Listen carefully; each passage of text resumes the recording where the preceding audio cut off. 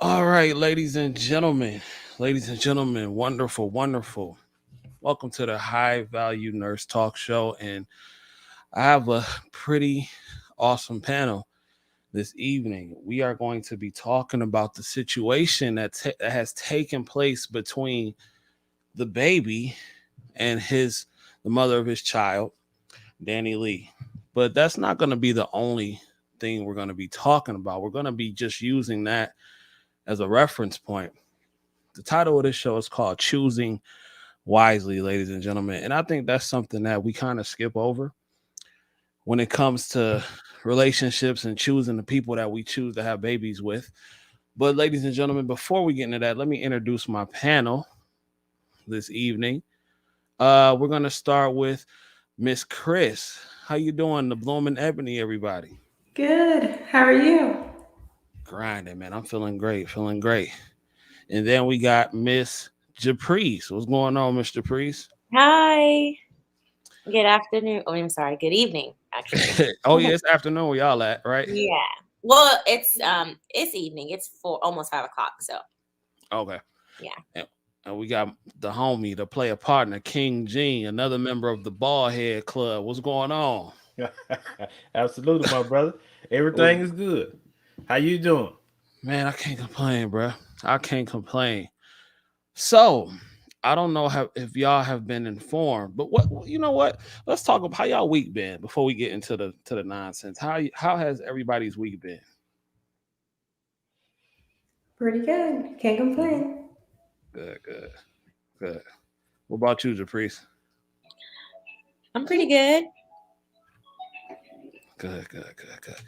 What about you, King Gene? Working, grinding? You know, man, all the time. We don't never stop. Never. Hmm. I hear that, man. I hear that. All right. Well, let's get right into it, ladies and gentlemen.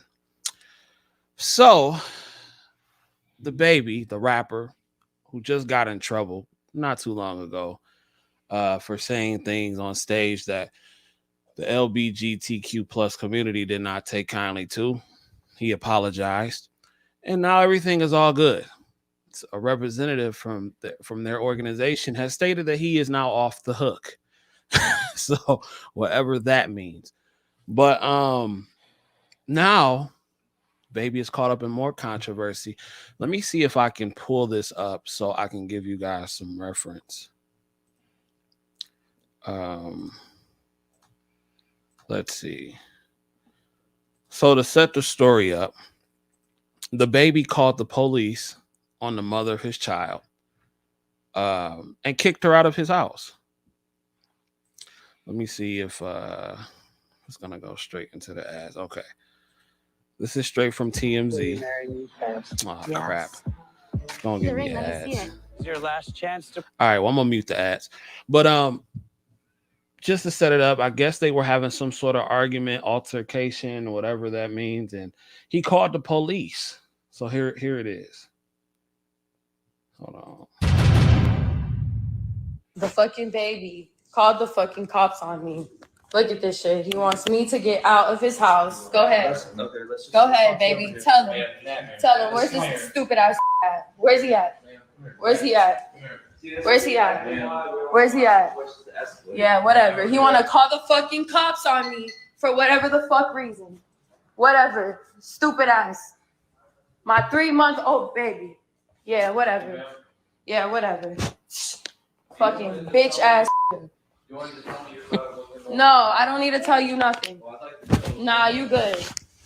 You can talk to him because he want to call you guys. Go ahead. Go ahead. Nah, go ahead. Ain't nobody need to talk to nothing. Go ahead.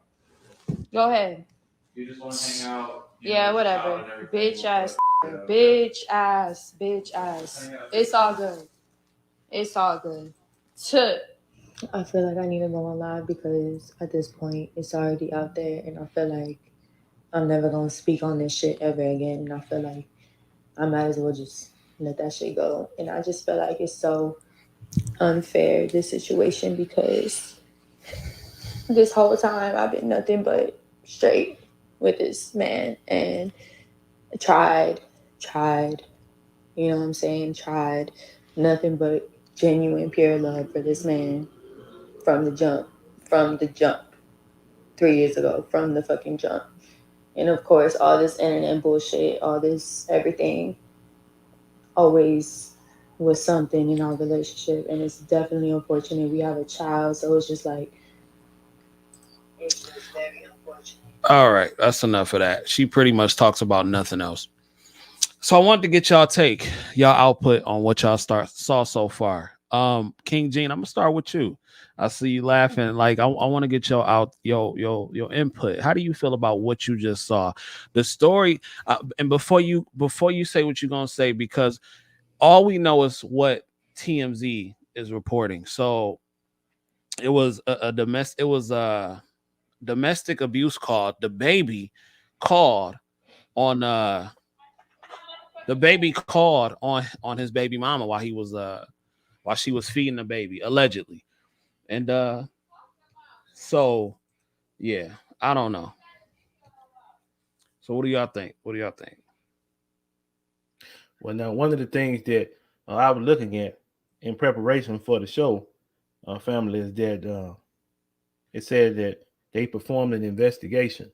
They looked into some things, and then after they performed that investigation, then they charged her with simple assault. So evidently they saw some things that didn't sit well with them, and they had to charge her. But now, one of the things that I was concerned about, as always, because I'm a father, so I can't help it. One of the things I was concerned about was what kind of environment, man, they presenting and allowing their child to grow up in. Because here's the thing, if you all can't work things out, she talked about the 3 years that they have tried to work things out and stay together. If you can't work things out, it may be best to part ways. Because if you got to get the police involved and things of that sort, this is not the kind of lifestyle that you want your child to be exposed to. But if she performed assault on the man, then she got, according to the law, she got what she was supposed to get. I guess it's fair in that particular instance. All right. Chris, what are your thoughts so far? Yeah, so I read that too. I also read an article saying that DaBaby asked her to leave or demanded that she left the house after she had Plan B sent to the home. And then basically she was saying that all he wants to do is like have intercourse with her without using protection. And he just wanted to spend time with some other women. So, and I can send you the article link. Okay, cool. Give me 1 second. Sorry. So, No, you good. I don't know if you guys can still see me when it's like. Research show, ladies and gentlemen. This is a developing story. So, personally, number one, I'm kind of relieved that something happened, that she got some kind of charge. Hopefully, they did the investigation. Everything went smoothly. There wasn't any, stuff behind the scenes that was crooked. But assuming the investigation went smoothly, just looking at it from the outside, I'm glad that she got charged, because you don't typically see women getting charged with assault, even though they can be pretty aggressive towards men when they don't get what they want. And she does seem to be a little bit hood rat-ish in this particular video. So it wouldn't shock me if she did something that was aggressive towards him. I would like the whole story, though. I'm not saying that he couldn't have done anything to her. I'm not trying to say that at all. But since we can only really see her side of it, it did seem like she could have been a bit aggressive. And I'm glad that he called the cops. I'm assuming there weren't any marks on her, because they would have done a big investigation on him as well, to see if she was trying to fight back. So that was a relief. And also, I just feel like she kind of put herself in this situation as far as him not being with her, and like her saying that she's trying to do everything for this man, but she's not getting what she wants out of him. Like King Dream was saying, leave. Don't give him a baby. So you have a baby with this man after 3 years. So now you're tied to this man forever, but he doesn't give you what you need. That's a personal problem. So I have not much sympathy. Okay. All right. Japrice, what's the deal? I agree with Christina and Mr. King Gene. I just think there's like a lack of accountability a lack of accountability on her end, and I should say like maybe the guy's end too. But I wasn't really following the story that much. I just seen that video that was posted on the internet. I was more so focused on the comments and the automatic, woman rescue, and how everybody's just automatically jumping to her side and saying like, I'm praying for you, and then all that stuff. And it just shows how unfair it is towards men in situations like this, when you can see that he wanted her out of the house, and the police had to be called. You could just see like the difference in how women and men are treated, and into the comments and how everybody was just saying that DaBaby is this, DaBaby is that, all this stuff, which is okay, that's fine. But this just automatically jump into, the woman is the victim, and I'm praying for you, sis, and all this stuff is just what really got me. Right. Well, from what I saw, it just looked like a whole bunch of nonsense. But I will say this though, I am glad that DaBaby did not put his hands on her. I am glad that now I don't know what happened. I don't really know what took place. I mean, you can go by the reports, but who really knows what happened in that home?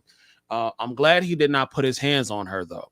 I'm glad that he did not assault her, because had he assaulted her in any way, shape, or form, his career was already on thin ice. But he'd be done, bruh. It would be over. And I'm not going to be quick to jump down DaBaby's throat, because I feel like in this situation, again, we don't really know what took place when it came to this. For a man to call the cops on his woman, right? Man, I mean, if we care, if we have some sort of care, we really trying to work it out. We usually try to work things out. And I really think for a man to get to the point that he needs to call the cops, DaBaby knows he has everything to lose and nothing to gain from this situation. And I think it was very serious. And I've always said, if I ever got to the point to where I felt like physically harming somebody that I was with, I would instantly leave, because it's not worth what's going to happen. It's not worth the repercussions. And that made me think, man, and I wanted to ask a deeper question. Does a man's mental health matter to the mainstream or to the world on a general basis, like on a general outlook? Like, does a man's mental health matters? Because I hear the ladies when they say they need their mental space and they need to take time off. I don't really think it's a big deal. You know what I'm saying? Like, it's expected or whatever the case may be. But does a man's mental health really matters today?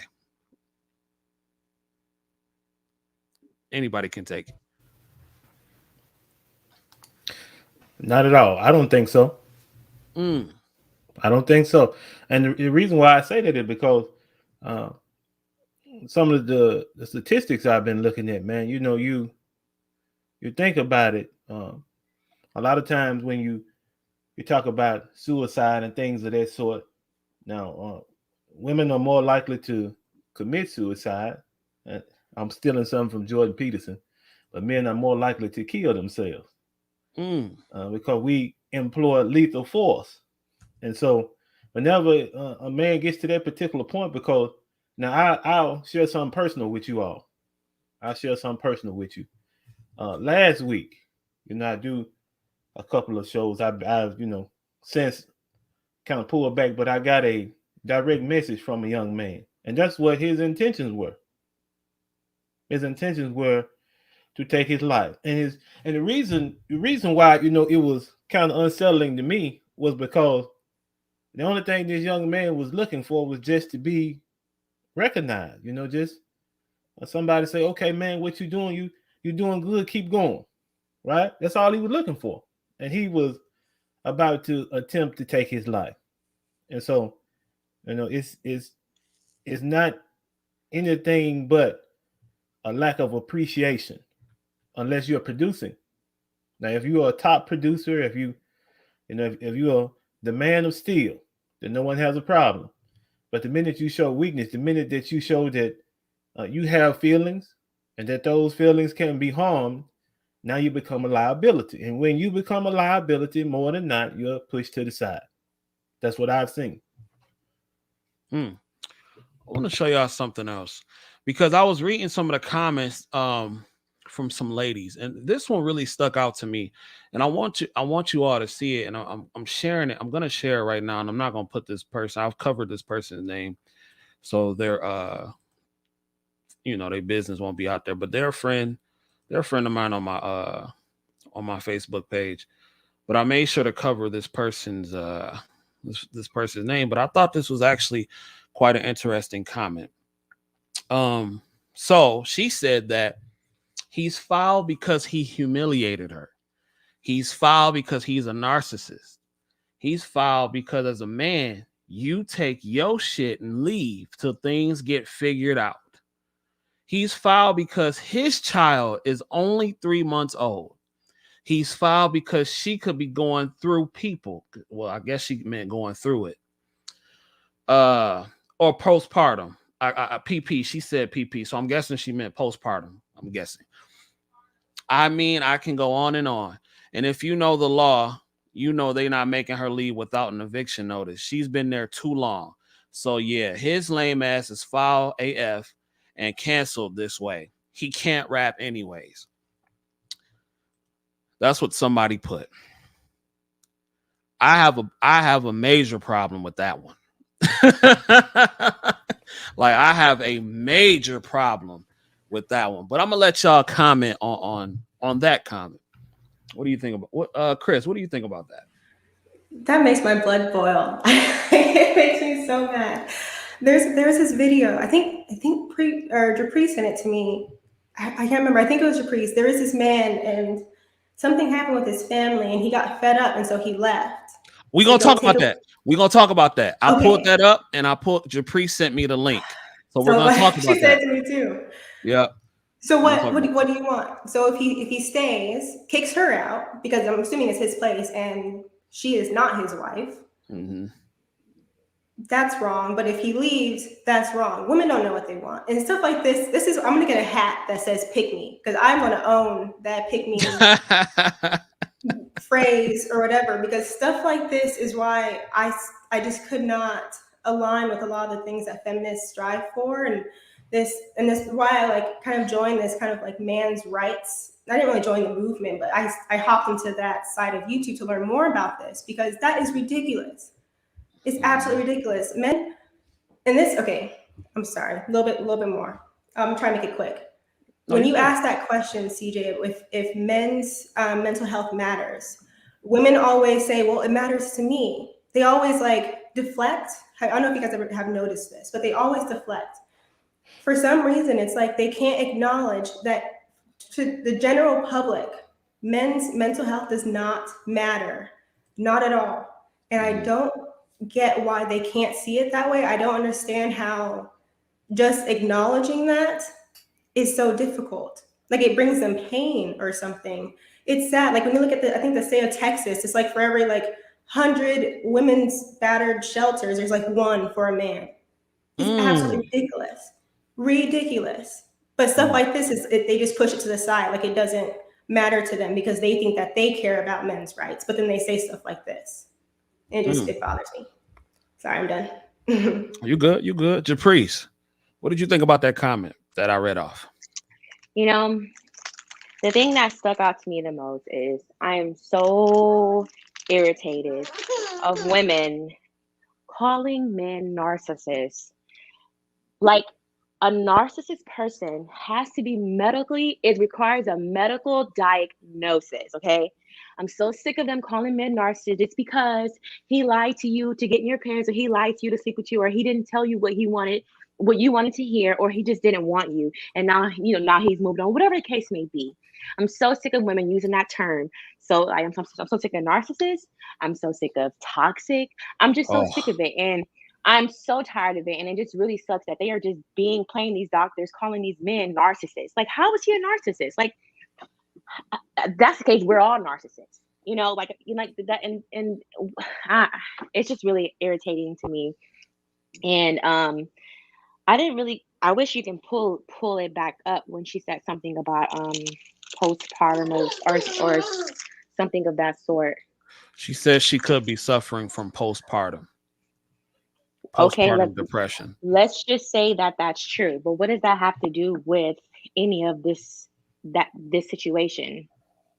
Mm-hmm. Might I also add one thing Go really ahead. fast?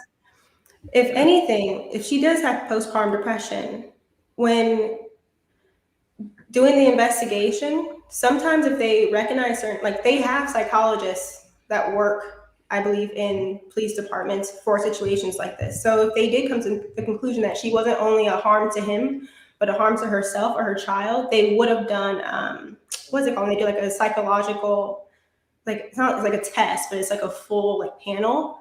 They would have acknowledged this. So if anything, if she did have postpartum depression, calling the police isn't necessarily the wrong way to go because he can't really diagnose that. But if you do feel like she's a harm to you, herself, or your child, the best thing for you to do is find somebody to get her out of the house and then possibly help her get some type of psychological help because they also do that at police departments. King James. Looking at that particular post, my brother, in harmony with Chris Angel Priest, the individual who made the comments, she listed five excuses, 5 reasons why this was not Danieleigh's fault. 5 right off the top. But I find it interesting that in amongst those excuses that she listed, there is no hint that this possibly just could have been a situation that she initiated out of spite. Because now, the reason why I say I think it might be spiteful, because towards the end of the video, she goes on to enumerate what she has done over the 3 years that she's been with DaBaby. And the way that she spoke, you could tell that there was a fair amount of frustration there. There was a fair amount of anger as to how things have turned out. Evidently, things have not turned out the way that she would have wanted them to turn out. And so she's lashing out. And so if you are in someone else's residence, you're at my house, and you get to a point where I feel like I'm not going to be able to control what I'm going to do, and you're not going to be able to control what you're about to do, then we need to get a third party in. Like Chris said, we need to bring someone in who's going to be able to restrain you and restrain me. So I think it was a wise move, but I can't agree with those comments. I can't, because regardless of her situation, and I think especially because DaBaby is there, her child is present, I think she would put that child first. I think she would, her mental state would be one where she's saying, whatever I do, I need to make sure that my child is okay. But the cursing and, the erratic movements that you see on the video, it just doesn't seem to me that she is looking at things from that perspective. I think she, like I mentioned, she's probably angry. She's probably even a little bitter about how things have turned out. I'm gonna show this other comment, and then I'm gonna speak on it. This comment reads, "I've been here and it's not funny. No, I didn't have a baby, but I almost let an N-word ruin my career. I'm glad my nursing sisters in power saw my light and picked me back up. I understand, and how the F you supposed to look at home?" Okay. So in response to the first comment, and I guess into the second comment as well. Hold on one second, y'all. I gotta get my order. Y'all go ahead and comment on this while I'm doing that real quick. Y'all go ahead, rock out. Go ahead.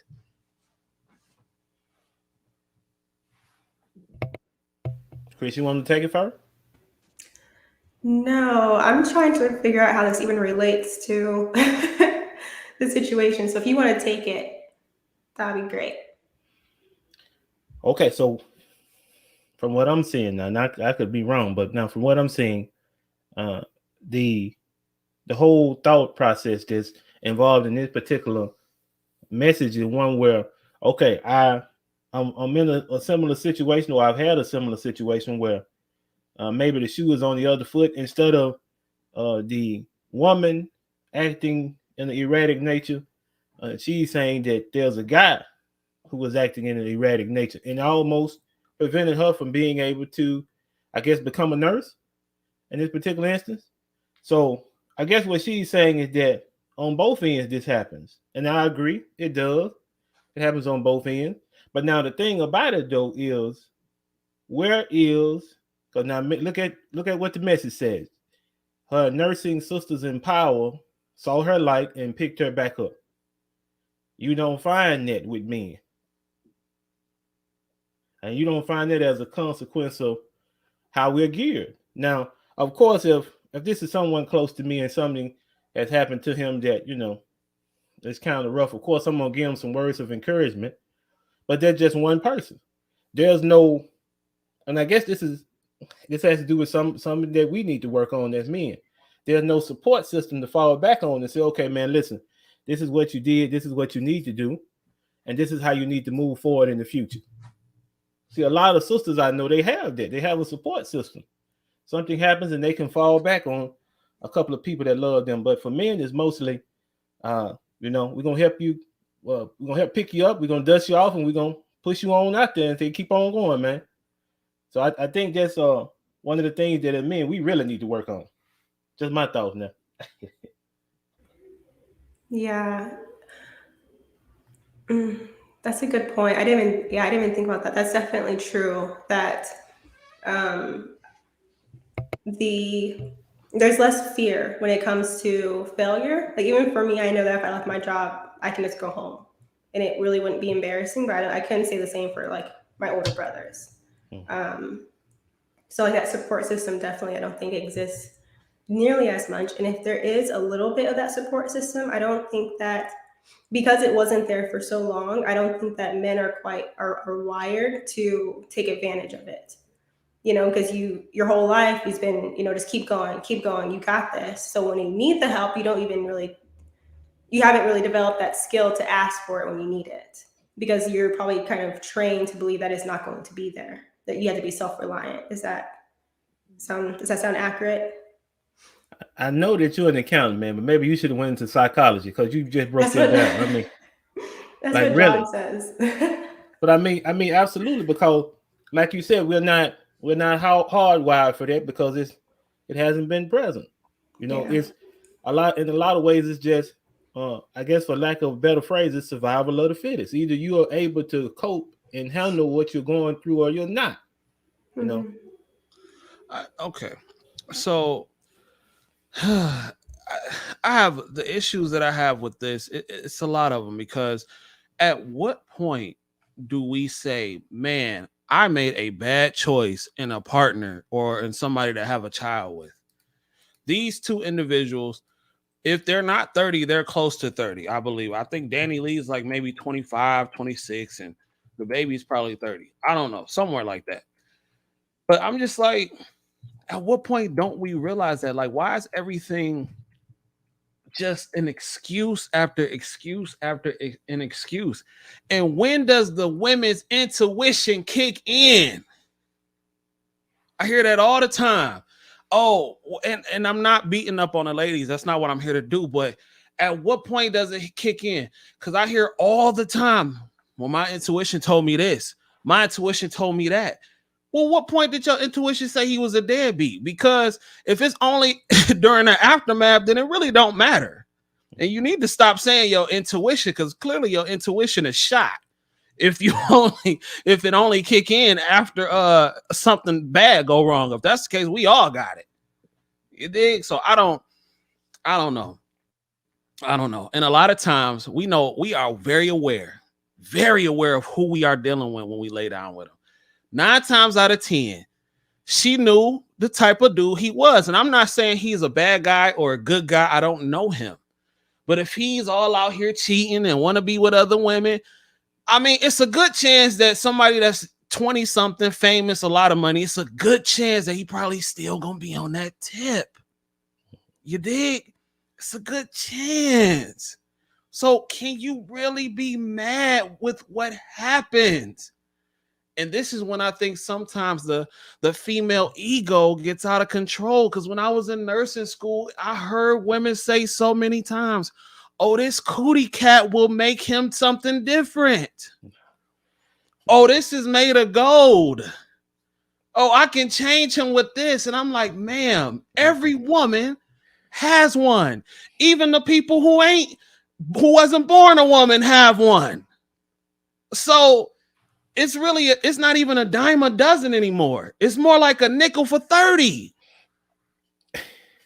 I'm for real. Like, is that the case? Like, is the ego? Because I know us as men, we have egos. But I would ask, is the female ego bigger than the male ego? What do y'all think? I'll let Caprice go. She hasn't talked in a while. I'm not really for sure, but I do know that, you know, we're emotional, so we have a lot of feelings, and I think an ego is a part of like a feeling like, you know, you're too good for this, or I'm too good for um to back down, or you know, that case. But that's what it's seeming like. It seems like, you know, this woman empowerment, this all this, you know, new stuff is really starting to get to a lot of women's heads. You know, they think they're too good for anything. Yeah, King Gene. Am I tripping? Or is the female ego, is it starting to become bigger than the male ego? Because I've heard countless times, this what I'll show him what this mouth do. This mouth will get him right. Or I'm gonna show him what this thing do. This thing will get him right. It'll change him. And I'm like, do some women honestly believe that? What's that song by Rashida? I think it's Put It On and Make It Want to Marry Me. Oh my God. Yeah, I believe so. I believe so, my brother. Now I'll tell you why. Because anytime you come into a situation and you're looking at a person and you're looking at them for what they truly are, not for what you want them to be, they're showing you all of the signs. They're allowing themselves to be known by you fully, and you take it upon yourself to say, okay, well, I see that this man has a difficulty with anger, but I can change that. And then you go into a situation where you're more intimate with that person, and that particular issue continues to persist, and you still say, okay, well, I can handle it. I can change him. I can make him do different from what he has been doing. What you're doing basically is setting yourself up for failure. Because if this is the person that this man is, or woman, if they're showing you who they are, believe them. It doesn't take 2 or 3 times when they show you the first time. My mother would always say that when people show you who they are, believe them. Because if you don't, then you'll get into a situation where you'll regret ever knowing them. And that's for the fellas too. Fellas, listen. If she got 4 kids by 5 different dudes when you meet her, but she got a big butt and she smell good and you gonna be the 6. Right. You go 9 times out of 10, you gonna be the 6. Do you feel me? Like, it's not like you can't get mad at her for being who she is. If she is for the streets. Y'all, I am so sick of this Will Smith stuff now. Like, I'm over it at this point. I'm so over it. Bottom line is, she is for the streets. Let her be for the streets. I'm tired. Okay, what else do you want? I get it. It's to promote a book. But I'm tired every week. Something wrong with this bra. The sex ain't good. She still love Tupac. She want to shave her head. Like, every week is something going on. Like, come on, man. Like, it's getting old. And fellas, I think that kind of wraps into this whole thing. We have to choose wisely, not just fellas, ladies too. Especially, it's probably more important for the ladies too. Because if you get pregnant, 9 times out of 10, you're going to keep the child. And if the man has nothing to do with the child, you now become a single mother. Is Danileigh a single mother now? Has she now become a single mother in the streets at 26 years old? I don't know. I do have a question. So I don't really know too much about about DaBaby. I don't know too much about it. Like when people say like, oh, he has anger issues, whatever the case may be. My question is like, is it anger issues, or is he just a male? Is he just a man? You know, like men can't even yell anymore, or even speak their mind without their mansplaining or oh my gosh, he has anger issues, misogynist. They can even be men. So does he really have anger issues, or is he just young and he's a male full of testosterone and he has money, he's a rapper? Like, is that the problem, or does he really have anger issues? Like, do we really know? First of all, Japrice, can you say his name one more time? How do you say it? DaBaby. I mean, I think he's just a young cat with a lot of money who comes from where he comes from, doing what he does and doing the best he can to take care of his kids. I mean, from what I see, I don't know him, but he seems like he has a great love for his kids. He said that he's going to take care of his child regardless of the situation with his child's mother. I mean, anger issues, I don't know, but the baby he beat a case, a murder charge with self-defense because they were trying to kill him in Walmart. And he ended up killing the guy who was trying to kill him while he was with his daughter in Walmart. So they always mention that, but they fail to say that, well, he was defending himself. He was, fighting for his life, literally. So this whole anger thing, and I agree, like, I think they want masculine men, especially masculine black men. They want them to cow down. You know what I'm saying? Somebody said he is a slime ball, disrespectful and acting like a fool that ain't never had nothing. But what makes him a slime ball, though? Right. That's what I want to know. Like, what makes him a slime ball? Because he called the cops? Because he didn't put hands on her? Because they claim that he humiliated her and he called her a side B, like he was disrespectful, whatever case may be. She called him the N-word. What she call him? A BAN? Okay, then there we go. Yeah. Mm-hmm. And then on top of that, I'd rather him call her a side B than put hands on her or shoot her. That's a lot worse if you ask me. It is. You dig? Like, I mean, I don't know. I don't know the situation, but regardless, that could have been the best thing, because you never know. He could have snapped. He could have went off, gripped her by her neck. You dig what I'm saying? Anything could have happened. And to me, it sounds like he was being preventative and trying to prevent a situation from going totally left, because all she had to do is say, he hit me with a 3-month-old. He's done for the rest of his life. It's over. That's all he had to do. So I applaud DaBaby for taking action and calling the cops. Yes, fellas, F what they talking about. If you are a man and you have something going for yourself and you got an unruly woman, call the police. Yeah, I'm saying it. Shoot, I don't get it, man. I don't get it. But you see that though, CJ. You see how, and this is why, it goes back to the question that you asked earlier about whether or not society at large cares about men's mental health.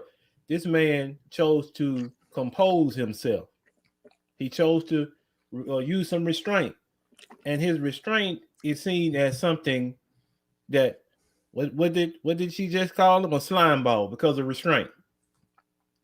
Because he chose to hold himself back and to take the necessary precaution to protect what he had built.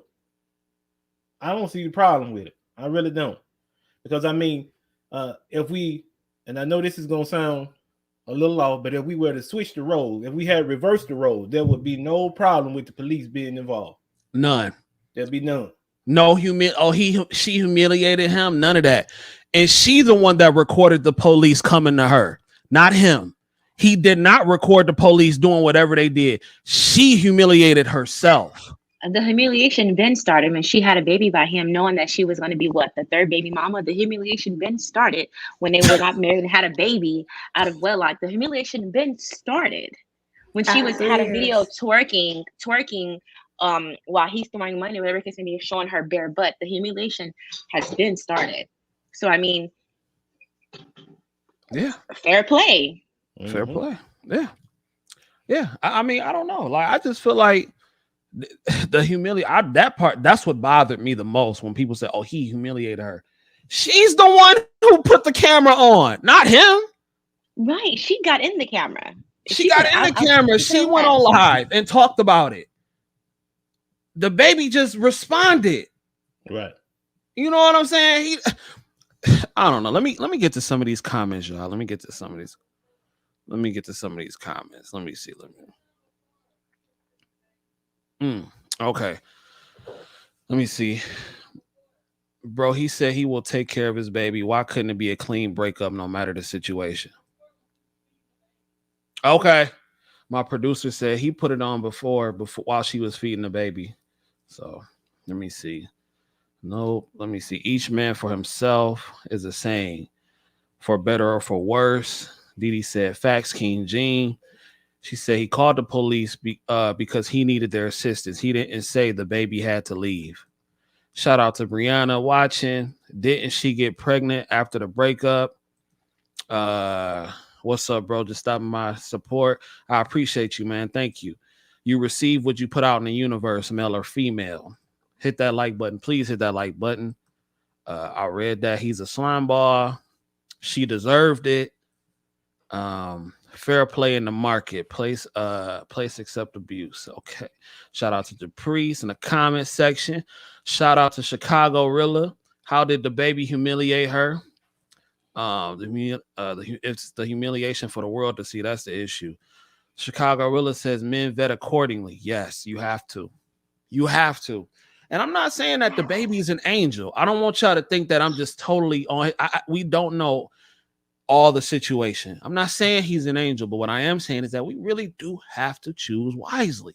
We do. See, the problem is these ratchets have no fear of repercussion or consequences. That's why we as black men are disrespected constantly. What do y'all think about that comment? I think that's a heavy comment. I tell you one thing. Oh, sorry. No, go ahead. Go ahead. Hashtag bring shame back. Make people like hold them accountable. Like we have no shame in our community. Like I'm not saying like stone people. I'm not saying we're going that far, but just standards. We don't have any standards for a lot of black women when it comes to stuff like this. You know, like her mother should have told her, why are you living with this man after 3 years and having his baby? Like, where was that conversation? Was that had? Probably not. Yeah. King Gene, what was you about to say? And then too, you just going with the comment that was just made. There's no fear of repercussions, no fear of consequences, because like you mentioned, if he had just, let's say for instance, he had just moved her away from him. Maybe she got a little too close and he just moved her away. When the police came, that would have been assault. Pow, pow, pow. No consequences, right?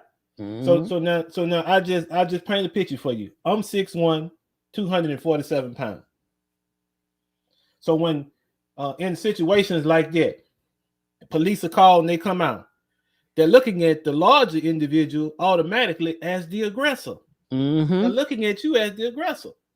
So I think that it was wise on his part to say, okay, this situation is getting a little bit too heated. She's not going to leave, even though I've asked her to leave. The baby is here. What do I do? The logical move, the next step is to call the police. Because now these are the individuals who can take your career away from you. And your life. Right. One report and everything you've done, everything you built, you out of there. Right.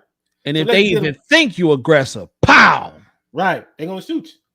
So let's bring them in anyway. Let's voluntarily get them involved so that the situation doesn't turn into something that I can't handle. I understood where you were coming from. Humiliation, I don't think so. If you decide that you're going to be unruly, if you decide that you're going to put your hands on another human being, then the police should get involved.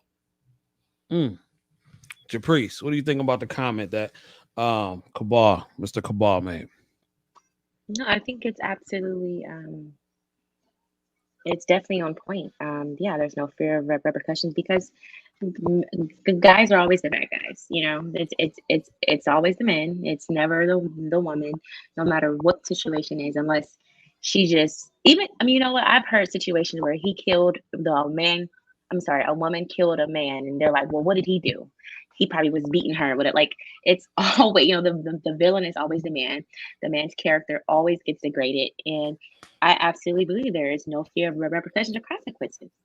And that's and like black men don't really, Black men don't really know the value and how like what their value is, and they think like they should just accept any kind of old rubbish, and they don't really, you know, understand and see in other parts of the world, you know, Black men are, you know, they, let's just say Africa, they know their worth and they know their value. So his comment is absolutely correct. All right. Tia, Chicago Rilla said TLA did a brilliant breakdown on this. Shout out to the lead attorney, man, doing great work over there. Choices, and she is not a wife or respected girlfriend material. Humiliation started when she became a third baby mama. The man had every right to ask her to leave his house. Shared you on my Facebook. I appreciate you, Cabal. What's up, Rilla? I dislike how a man's character get degraded. It's always the man's fault. Peace to you, young kid. Keep doing the Lord's work out here, man. I'm trying, bro. Good job on the show. We appreciate it. He called after she was smacking and hitting him allegedly. Lock her up. No, I'm just playing. No, lock her up though. I love your discussions and panel. Thank you so much, Miss Renee. He recorded for his safety first, but the police took no issue with how Danileigh was acting in front of him. That's disturbing. That is disturbing. The way how hostile she was. And I'm not saying that the police need to be involved in every situation, but as somebody who is working and everything like that, who literally has nothing to lose, who has to watch every single thing that they do and pretty much say because their career depends on it, bruh, you can't take no chances like that. Dealing with ratchet women, it's certain places I won't even go because I know the BS is lurking, even if nothing may even happen. No, them cats down there can't do it. Up there, can't do it. It's a good chance some foolery is around the corner. And it's just one strike and you out. That's why I go to work and I come home and I go on vacation. That's it. And I podcast with y'all. That is my life and I love it. Like that is, I don't be around no unruly situations. Hashtag no more rubbish. That is funny. That is funny. No more rubbish. Know your self-worth, Black man. The ladies on the panel give me hope. It's great seeing good women out front for a change. Salute. Yeah, shout out to the ladies in the panel and the ladies in the comment section, man. It's just frustrating, but I want to get on to this other situation. Now, this is probably a little old, but Japrice has sent me this article right before, not article, but it's like a video right before I went on vacation. And I said, I got to get to it. And I thought this was the perfect time to get to it because I don't know if you guys are familiar with the singer Willie Taylor. He was in the group Day 26, Diddy's old group from like 2008. Him and his wife participate in these shows like Love and Hip Hop and Marriage Boot Camp and all those other shows, reality shows. And recently, he ended up leaving. Well, matter of fact, let me just play the video for y'all real quick. Hold on. Let me see. Let me get rid of this. Don't need this anymore. And I'm going to go here. Hold on 1 second, ladies and gentlemen. Okay. So let's see.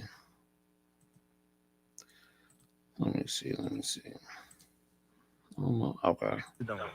To mentally grab my piece. Everybody is taken care of. She hit me for money and the money was sent. The kids are good, but I will not go back to a toxic situation. Thank you all. There you have it. Y'all like toxic. You do. You like toxic. Yeah, so I didn't want to die, guys. So I didn't want to die. So I came to get some peace. So, Sedona. Mountains.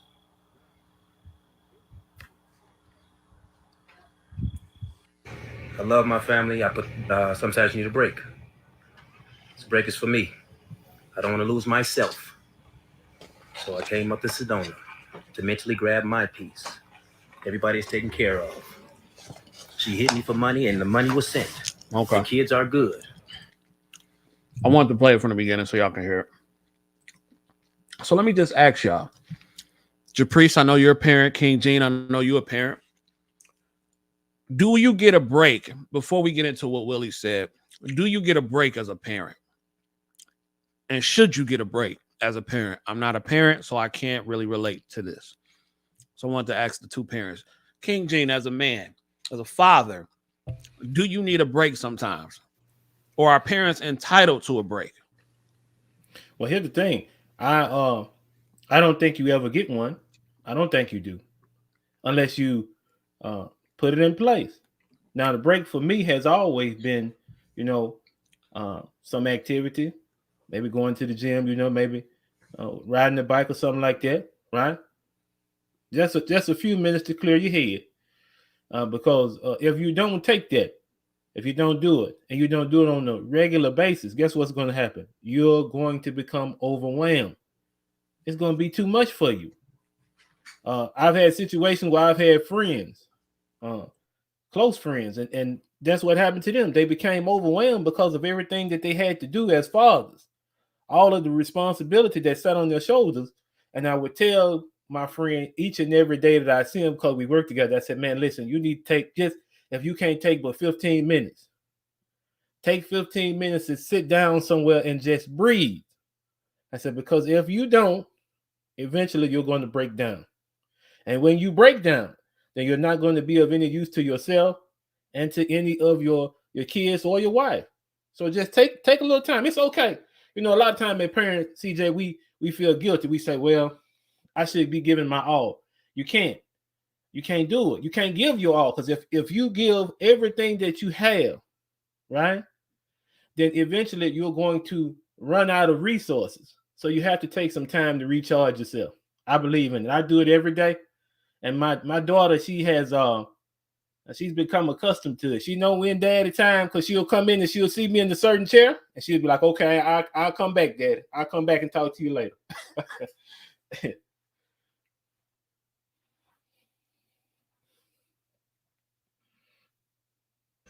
You're on mute, CJ. My bad. Japrice, as a mom, do you get a break? Should parents get a break? I absolutely believe that as a parent, you should take a break. You do need a break, whether it's 15 minutes or maybe an hour, 2 hours, or even a whole 24 hours. Some people may not get that break, but yes, it is well needed. And I do get a break, whether it's a break and my husband is here and he take over, or my mom, or even my aunt who recently, which is Christina's mother, she recently watched our son while my husband and I spent some time with my dad. But it was great. And yes, I totally believe that as parents, you need a break, like me right now. Okay. Chris, now we're not parents. But what do you think? Should parents get a break? 100%. I'm not a parent, but I've been taking care of kids for a long time. My mom, my oldest nephew was born when I was 5 years old, and my mom had a daycare basically my entire life. So I've been taking care of kids for a while, which also means I've met a wide variety of parents and mothers, and they definitely need breaks. My mom has watched kids overnight for our ends. The kids have stayed with us for days. She's watched children with special needs for their parents who just need a break because they really need breaks because it's constant. A child with special needs requires a lot of attention. And just the look that they have when they come back and pick up their kids, they look refreshed. They look sort of like healed almost. Recently, I actually gave my cousin a break, who lives here in Oregon as well. Let her and her partner go out, do whatever they wanted to do, either sit at home, go on a date. I watched their child for like 4 or 5 hours just so they could have a break as well and just be them again and not parents. Because I've seen a lot, I've heard about a lot, especially with postpartum depression. There are mothers who have killed their children because they get so depressed. And not everyone has that privilege of having family who can step in and help them, but parents need help. They need a break. Yeah.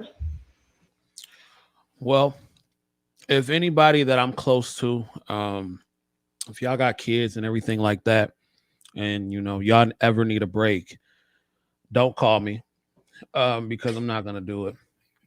But yeah, I believe parents should get breaks, but I don't watch other people's children.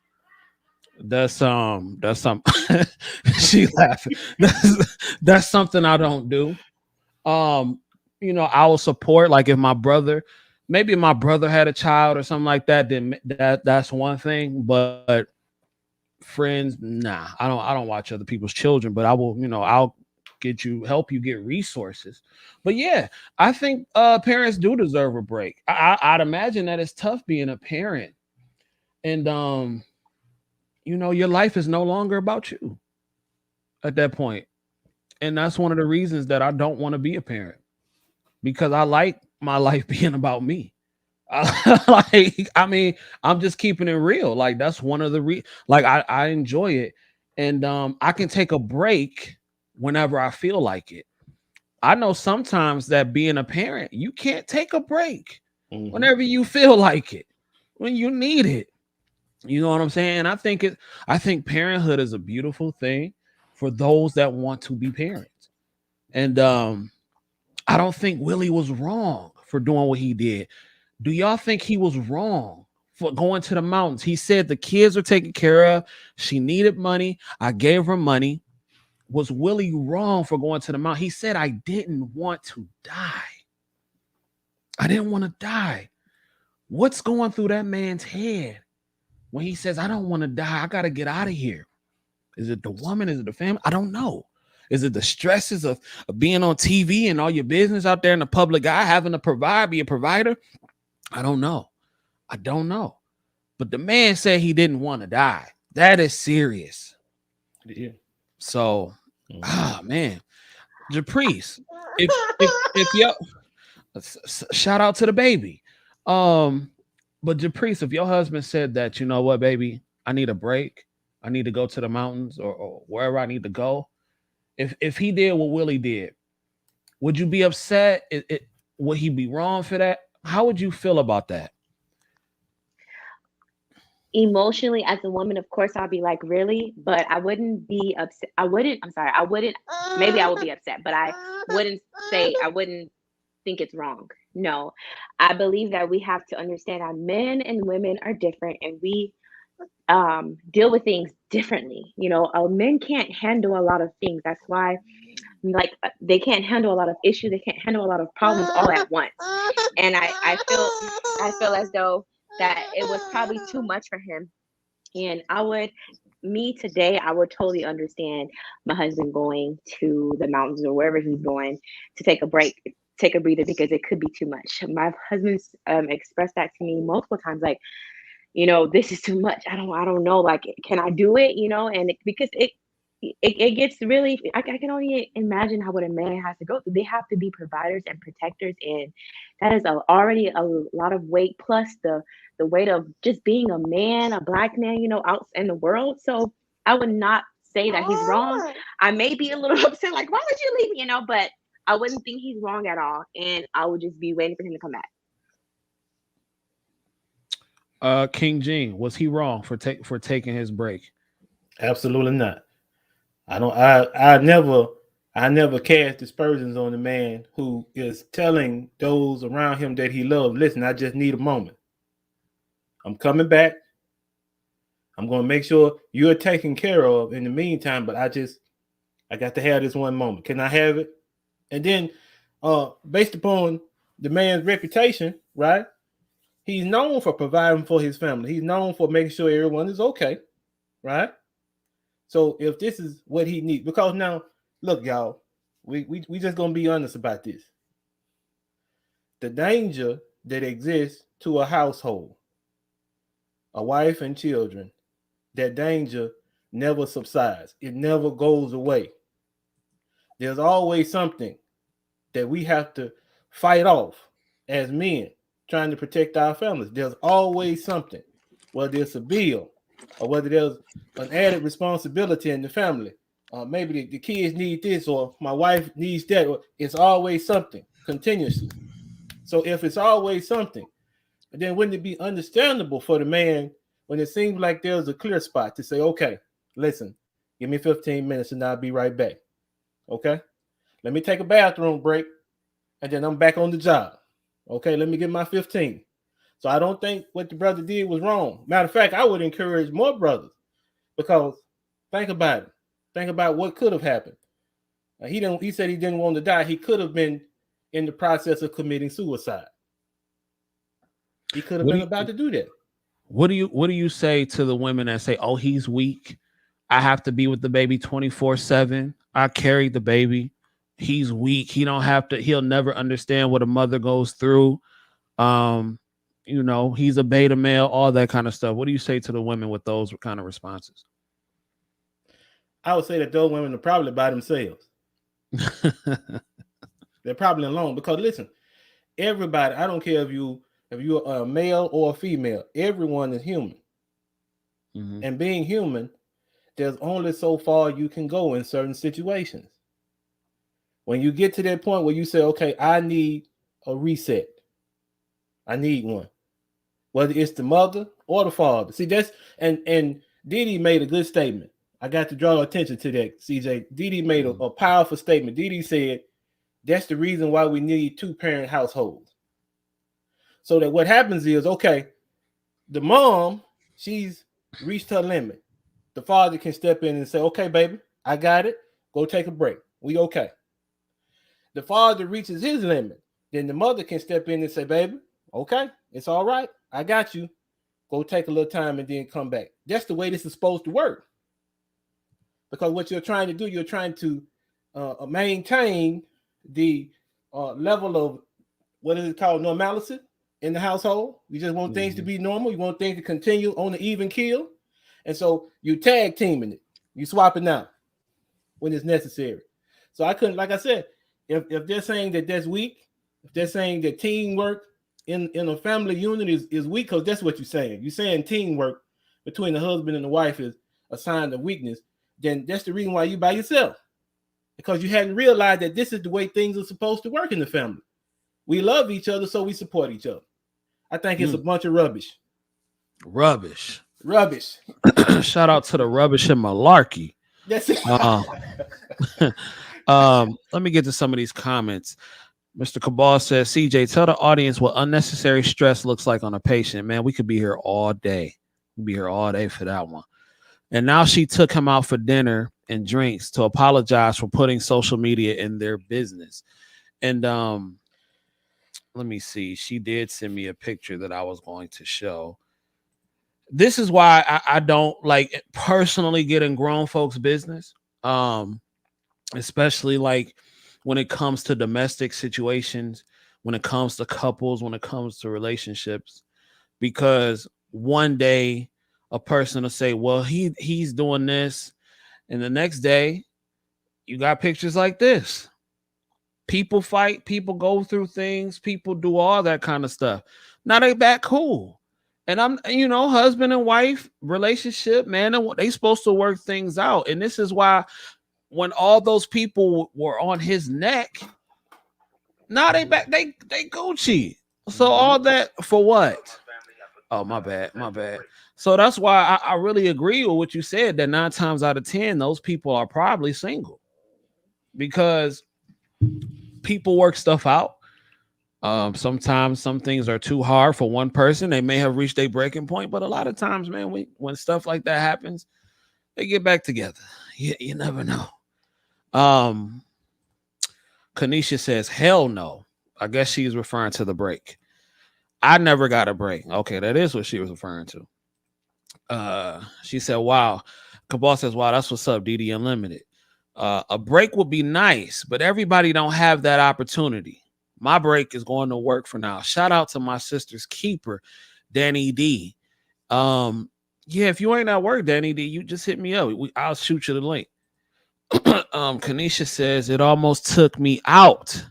It was awful. I lost myself, gained weight, just a mess. Parents should be able to have a break. Hashtag teamwork from the King Gene. Dee said that's why you need 2-parent households. King Gene said exactly. Renee says you and your mom are wonderful to help women in need. She Cabal laughed when I said don't send them here. My mom would come home, close her door, and my daddy would be like, leave her alone. My daddy would go in the basement. My mama would say, stay away from him for a while. That's that break. Those comments are horrible. Oh. I think she's talking about what they were saying about Will. Bro, let's talk about your boy Kevin Samuels. We're going to get to that. I was going to save that. I didn't tell people I was going to throw that in there, but we'll talk about that later if the panel still has a little time. But ladies and gentlemen, yes, I definitely agree with Mr. Will. We do need a break, man. And it's just crazy because a lot of the time, I can only imagine being a father, man. Like, especially being a parent with the job that I have. It's a lot. I'm not going to say I'm stressed because I don't consider myself a stressed person. That's why I take vacations as much as I do. So I don't get burnt out and stressed out. But I can only imagine being a parent and being constant taking care of everybody mode all day, every day. You take care of people for a living, then you come home and you take care of people at home because they need you and they're your family. So you have to do it. It would seem like a lot to me. You know what I'm saying? I could only imagine what it's like to be a mom. You dig what I'm saying? And having that job or when you have to take care of people and you come home and you got to take care of people, man. That's why I just be like, man, you know, I'm going to be a dog ass uncle, be a real good uncle, godparent. I can't do it, ladies and gentlemen. I can't do it.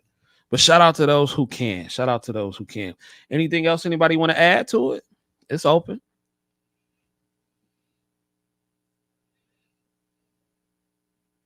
No, nothing. All right. Guess we'll move on. Can we talk about our favorite YouTuber, Mr. Kevin Samuels? Can we please talk about that? Now, recently, and I told Priest I was going to touch on this too. Recently, Kevin Samuels had an interview with Brittany Renner. Now, for those of you who do not know who Brittany Renner is, she is the woman who got pregnant by basketball player PJ Washington. She is an Instagram model. She really doesn't have any talent. And I'm not saying that to be mean. I'm actually saying that with all due respect. She doesn't do anything. Her job is pictures. So Kevin Samuels interviewed her and you know, he was taking pictures with her and everything like that. And some of his own subscribers were going in on him. Like, bro, what are you doing? What are you doing? You checking off on Brittany Renner? You doing this? You doing that? And if you had a chance to watch the interview, I think Japrice watched it. Did you watch it, Japrice? I did. Okay. I think it was a masterfully done interview. Masterfully. Because to me, it was a warning to men of what is waiting for you if you are not careful. Now, I'm not going to lie. When I saw Kevin Samuels with Brittany Renner, I was like, oh, you know what I'm saying? My antennas went up. I was like, uh-oh. But I realized that Kevin is also an entertainer as well. You got to get people talking.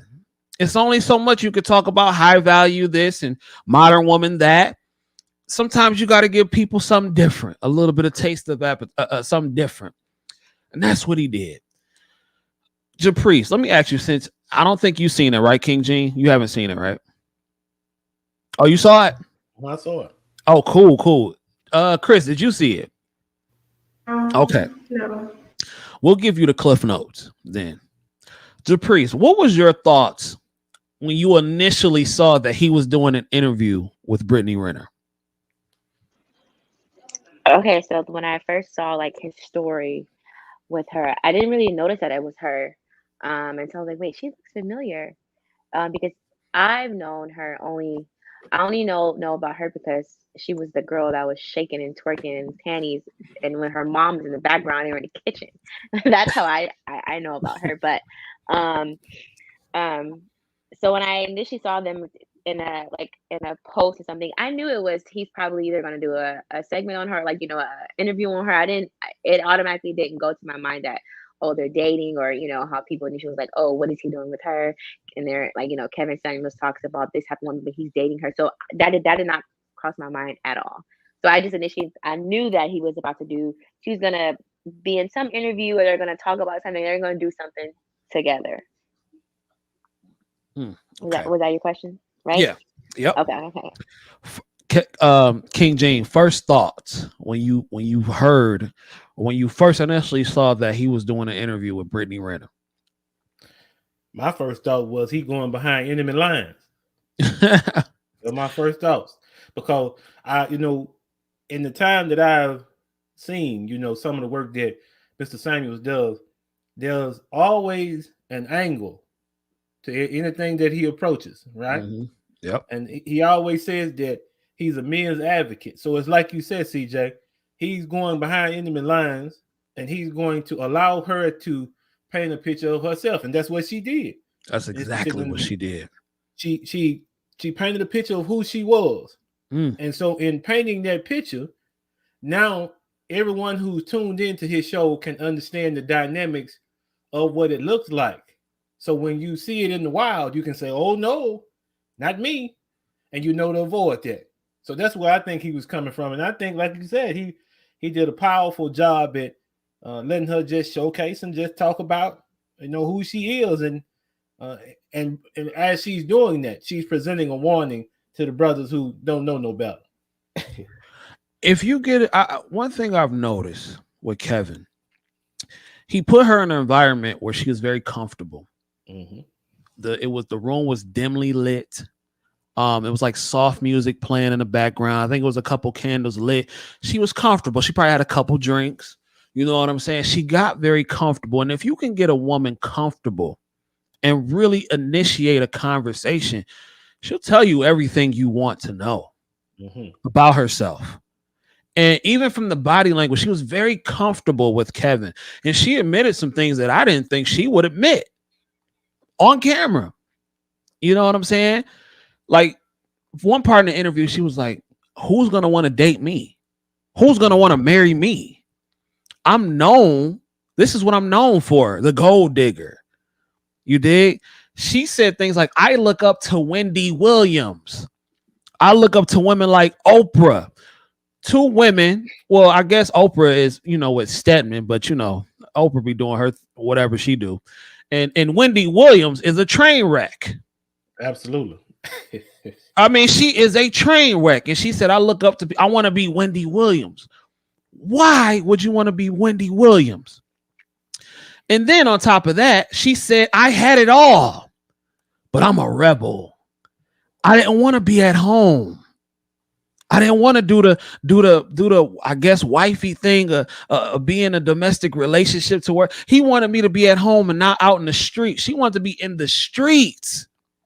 This woman saying all this. I'm like, wow, this is a good interview. So she's right. She said she's a rebel. So she told a story about herself, and she really exposed herself for what she is. And this is why it's so important now, because she's right. She is known. She says, hide your sons. It's stepdaddy season. Dupriest, you have a son, right? I do. Can you imagine the environment, right? Like what it's going to be like when your son is an adult and when he becomes a successful man? can you imagine what the environment is going to be like if it's like the way it is now? I Like, can do you, imagine. We talk about it all the time. Like my husband's like, yeah, we got to do arranged marriage because um, he's gonna have a very small pickings to choose from. Like this, we really have to choose the woman because what is going on? now, Chris, I want your input from what you've heard so far. I know you didn't see the interview, so it's really not much back and forth, I guess I could say. But what do you think from what you're hearing so far? It sounds like the average woman today. It's really sad. I literally just made a video today about wife school. Which And I saw that. I was listening to it on the way to school. awesome. Thank you. I appreciate it. But that life that she's explaining, the for the streets, is what's pushed. And a lot of feminists, because I have feminist friends, I'm in Oregon, so I can't avoid it, but I do have a lot of feminist friends. And when I talk to them, I'll bring up wanting to be a housewife, and I'll bring up these things. And it's not that they want women to have full equality, because if that was true, they would talk about them both equally. When you bring up being a housewife, what they tell you is that you're confirming that that is a woman's role, and they don't want you to talk about it. You can only talk about what Brittany Renner is doing, even though it's like not the gold digger part, but wanting to be independent, wanting to be free, wanting to be sexually wild and have children whenever you want children and all of this. That type of lifestyle is what's being put on a pedestal, and it's being pushed even more because you're not even allowed to talk about the other side. You know, I'm not against feminism, but I'm against not having an even battleground so women know the consequences of each and the benefits of each. And I'm sorry, but the route she's going, I think is absolutely awful. But she's not going to realize it until she's 45 and picking caskets by herself, for herself, with a lot that no one she knows is going to be next to, because who's going to be buried with her? Maybe her child might get married, be buried with their family. It's just sad. Yeah. Yep. King Gene, after what you saw, what were your, I guess, well, let me say like halfway into the interview when she was revealing all these things about herself, especially when she said that I didn't want to go by what he said. I didn't want to stay home. I didn't want to be offline. I wanted to build for myself. I wanted to do all these things and build my empire. Ma'am, what empire? What empire? At doing what? Like, what do you do? You know what I'm saying? Like, other than being light skinned, like, what do you do? Like, seriously, because that was the part I'm failing to understand, because I could see and I understand we in the OnlyFans time where you can get money from, you know, showing your body and all that kind of stuff. But I was really legit trying to understand what talent that she has that is going to generate significant income for her to build this so-called empire. You dig what I'm saying? She is an older woman trapping younger men. And she's not old. She's like 26, 27. But the guy she's going after, she going to college games, you know, telling women to hide their sons because she coming for them. Oh, she 29. Oh, okay, I thought she was like 26. She's 29. Shout out to the priest. Yeah, so she's, you know, she's older than these dudes. King Gene, how did you feel when she said, I didn't want to sit up in a millionaire's house and be taken care of? I want to be out here. I gave that up. I gave up being in a millionaire's house, being a potential wife, all that. I gave it up because I want to be out here in the streets. But now the streets know me for what I really am. Well, I tell you now, up until that point in the interview, man, when she said that, I have to admit I was not surprised. And I'll tell you why.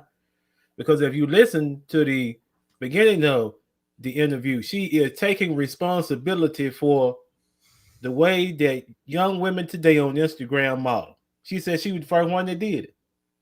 She said she was the first one. Mm. She said she set up her iPad and she took risque photos, and then she said those are the photos now that young women use to model for Instagram. So, as you mentioned early in the show, the ego is already there. It's present. And so she couldn't hold the ego back any longer because she's Brittany Renner, right? Her goal was to be right. She wanted to be on World Star. That was her goal. Her goal was notoriety. And after she achieved that goal, the popularity that she, however she got it, like you said, I hadn't identified what talent she has either. The ladies on the panel, you can clearly see the talents that they espouse. I cannot, for the life of me, I can't put my finger on what it is that she does exactly. But whatever she does, evidently, it's going to help her to build this tremendous empire. So much so that she thought that it would be wiser for her to just walk away from this man who chose to marry her, as opposed to all these other guys that she's dealt with in the past who wouldn't even claim her in public. The man married her. So I'm going to put this on the screen because Merce Jackson put this up, but I want to show y'all this video real quick if y'all have not seen it, which I have seen, but I just want to clarify for the audience what kind of character this woman is showing herself to be. Hey y'all. It's officially stepdaddy season. Yeah. What up? I got the car seat in the back. Let's go to the park. Don't let your baby mama or your baby daddy block your blessings. I know in theory it sounds good keeping the same person to have kids with, but that's insanity as well. So if it doesn't work out with them, it'll work out with someone else. Okay? It just will. That's how that goes. And trust me, I know it's ghetto. It is so ghetto being a baby mama, and thinking about multiple baby daddies is scary. But me and my baby gonna be all right. We're gonna be all right. So we're moving forward, onward, upward. Okay. I know a lot of you are skeptical about talking to people with children, but I can assure you, the baby mamas now, today, we don't give a damn. Oh my God. Have. I have exited the rat race. I am not a threat. I want you to be around for a long time, not a good time. You can hold my son, put him on your story. I trust his judgment. I really do. I really, really do. I just want you guys to be happy. I swear I do. Now, I'm not a threat, but I can't speak for the other hoes that you don't know about. Maybe odds ever be in your favor. But I am here for it. Okay, like people move on. Save you should have got the ring first. It wasn't gonna work out anyways. It just wasn't gonna work out. Let's laugh together and let's raise this baby, Oh, it's ghetto. It's so fucking ghetto. She looked like she stink. In conclusion, stepdaddy season. Big aura. Big lumber, big follow through, need only apply. Stepdaddy season, full effect. fellas. That's what's waiting for you. If you do not choose wisely, it's all tying in. Chris, was that your first time seeing that video? No, it wasn't my first time. Like my third time seeing that video. I can't believe you said it. She looks like she stinks. She does. That was funny. It looked like it had no air in that car. It just looked like she smelled horrible. Yeah, Japrice, what are your thoughts on that stepdaddy season? Okay, so first I just want to say to the comment that said something about Kim K gave the blueprint. I kind of just want to make a comparison. So we can probably say that she's, done some things like Kim K. Like Kim K became famous from having a sex tape, and Brittany Renner gets around. Let's just say Lori Harvey gets around too, right? She dates an industry guys. But the difference and she likes this girl, Brittany Renner, likes to compare herself to them. But the difference between Brittany Renner, and Lori Harvey and Kim K is Brittany Renner is loud about it. She wrote a book about it. Lori Harvey hasn't said anything, and Not a word. we don't even know what her voice sounds like. That's a But fact. let's just admit that Kim Kardashian is very feminine. Whether she is a whore, whatever, she is very feminine. She carries her image very well. You can say whatever it is that you want to say. Men She's a still, hustler. Yes, and not even that. I'm talking about like her. She carries herself well. She's very soft spoken. Like she's feminine to a certain extent. Brittany Renner is loud, so it makes her look bad. It makes her look very bad. So that's why people are saying you're a side chick, Brittany Renner. And she's like, how am I a side chick? Because I'm beautiful. She's saying that because she believes that wives are washed up and they're ugly. And she also said, now this is not from this interview, but she also said that when she was dating JP, that she she thought that what a wife is, that they didn't wear makeup and they didn't really do their hair. They were just going to the games, dressed down, not really in the forefront. And she was downgrading herself to become his wife, as if this is what a wife is. This is her mind. Like, this is what a wife is: somebody who doesn't wear makeup, somebody who's washed up, somebody who dresses down and goes to the games and sits in the back. She said she wanted to be in the forefront. She said that she wanted her man to be secure enough to where she can twerk in the club on the table and that her man will be in the back cheering her on. This is the modern woman right here.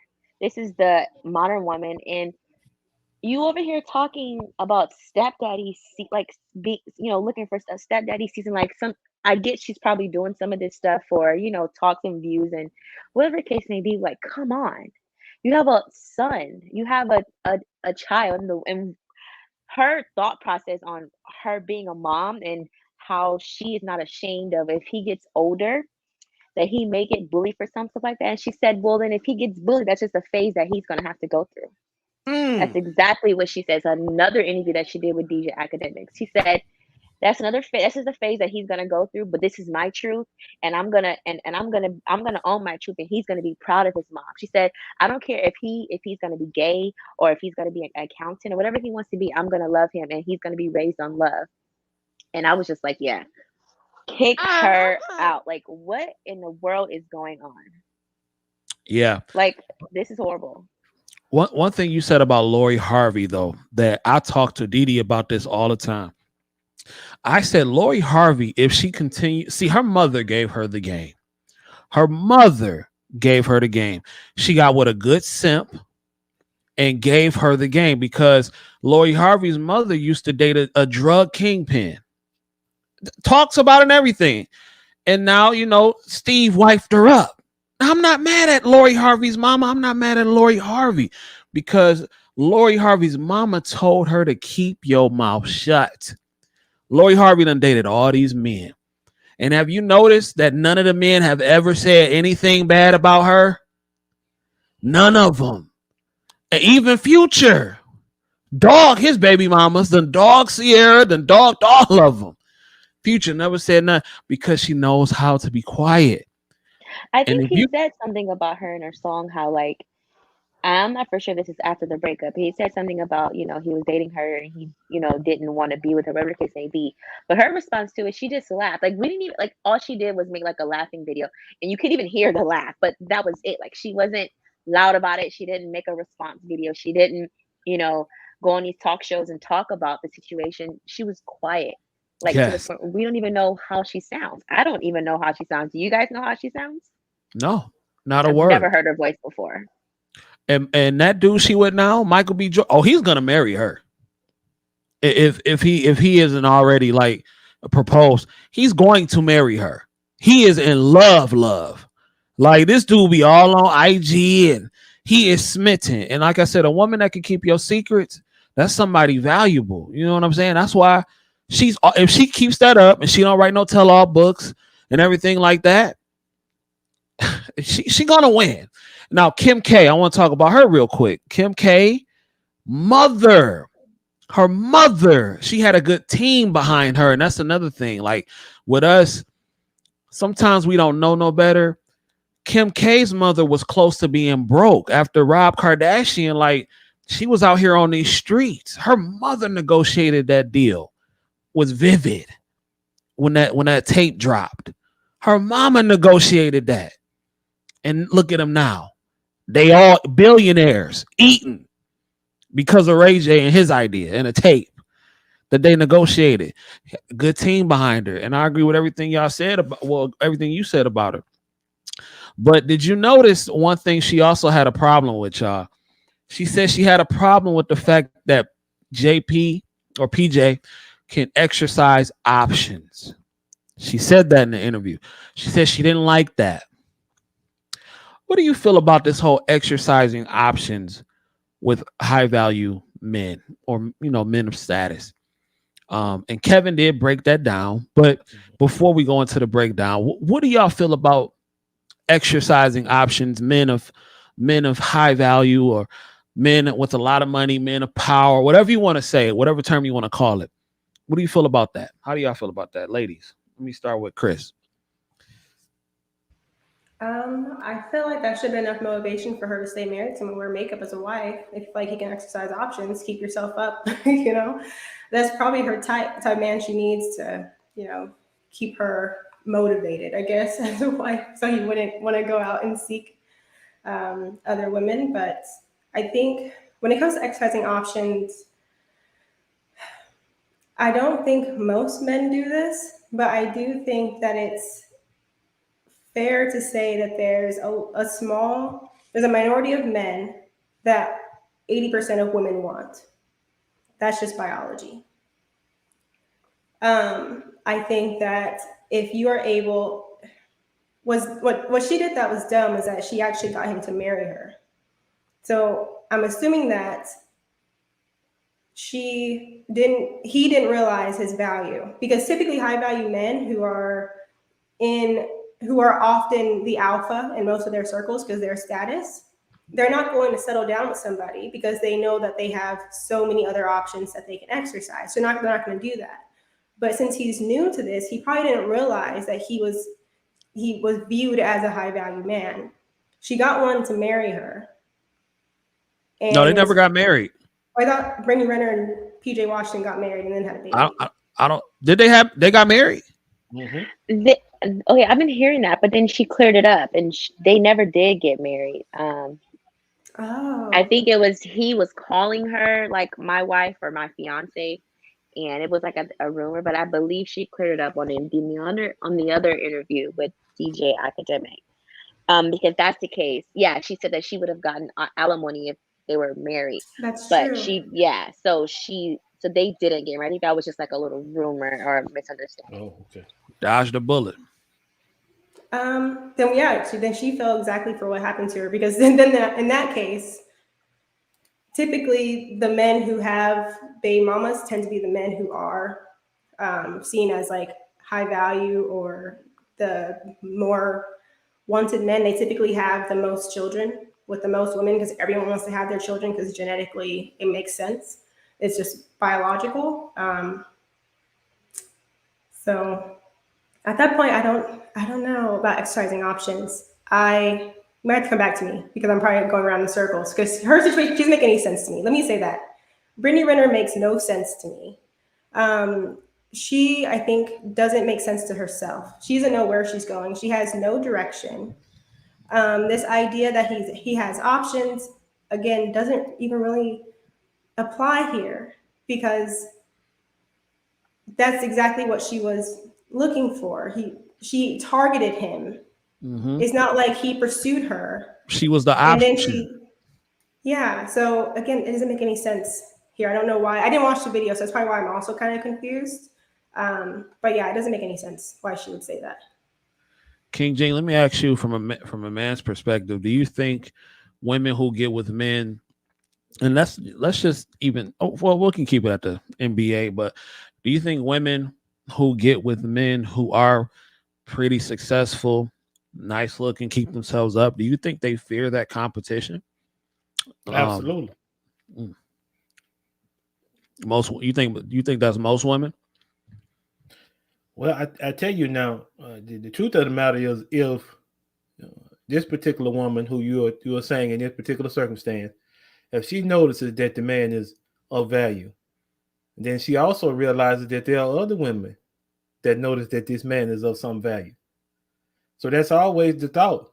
It's always there, because there are in actuality more women than there are men, aren't they, in the population? And so if you are able to secure one who's high value or one who is of some substance, then it's always that possibility that things could go in a different direction. But as far as what you were saying, CJ, about exercising options, here's the thing. If she was the wife, or if she was the partner that she was supposed to be, then it would be less likely that options would have to be exercised. Because let's just be honest, and we're gonna be honest. Dee, don't shoot me. I'm about to say this. It's a difficult. Don't get me thing. in trouble, man. I'm not, brother. I'm not. I got you. I got you. And look, and I guarantee you that Dee agree with me. It at times it can be rather taxing to deal with one woman that you love. So now you're including other women. Now you're stretching yourself thin. So why not just devote the energies that you have to the one, and if she's giving you at least 80%. I think that's a good estimate. I think we've heard that before. She's giving you 80% of what you need, man. You win. So take that and go on. I don't think most men even think about that. Exercising options if they're happy with the woman that they're with. If I come home and there's peace, if I can talk to her about anything, if there is a relationship between us where I'm really feeling valued as a man, then I don't have any need to go anywhere else. I'm good right here. Matter of fact, the rest of y'all who might have some nefarious motives, I need y'all to go on back over there. I'm good right here. And I think that's what PJ would have done. I don't.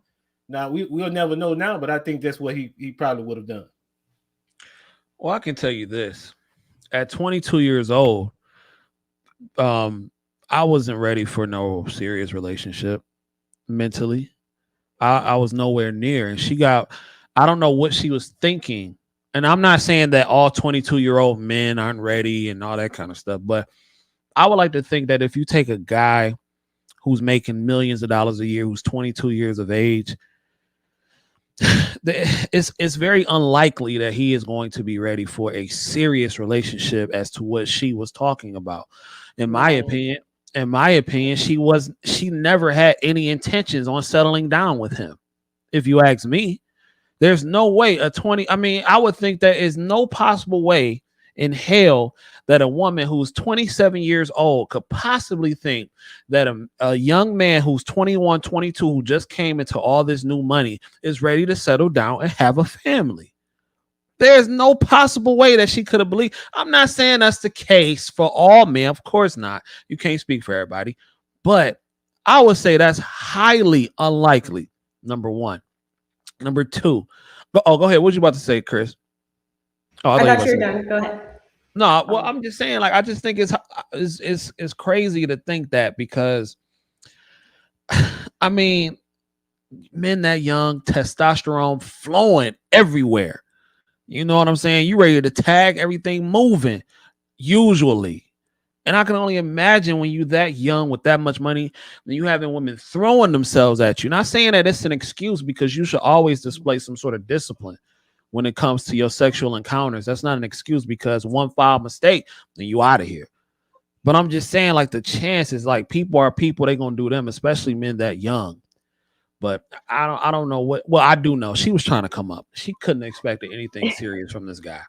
So a little like backstory from on them too, from a previous, from another interview. They met when she was 26 and he was 20. So he was still he was still in college. He was about to go, like he was maybe the draft was coming up soon. So she was 26, he was 20, and she said that they were in like a real relationship. She said that I thought he was my guy, and I initially thought, how can you think that this guy is your guy if he is this young, 20 years old, 21 years old, even And it's just like, and then it's like she con- she claims that she didn't control the situation, but if you control the situation, this young guy saw this sex icon and was like, oh, like, how like, like when you're a teenager and you have your favorite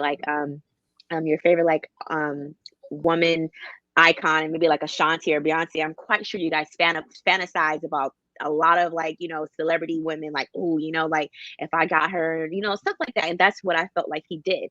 He saw her as a sex icon, like, dang, like, I'm gonna try to get her. And she said that they were in a real relationship, which I don't see how, when us women are mentally already a little bit above men when at around that age. She controlled that situation. She had a, how do you call it? Like, she had a little bit of something to do with them being in a relationship and them having that baby. She said that, that baby is named after him. He's a junior, and they planned it and all this stuff, and then he just flip flopped, which it could be possible, but I just really don't understand why she would go for a 20-year-old when she's 26. So that's what makes it look bad. Like, no, you controlled that situation. You definitely controlled it, because you, what do you call that?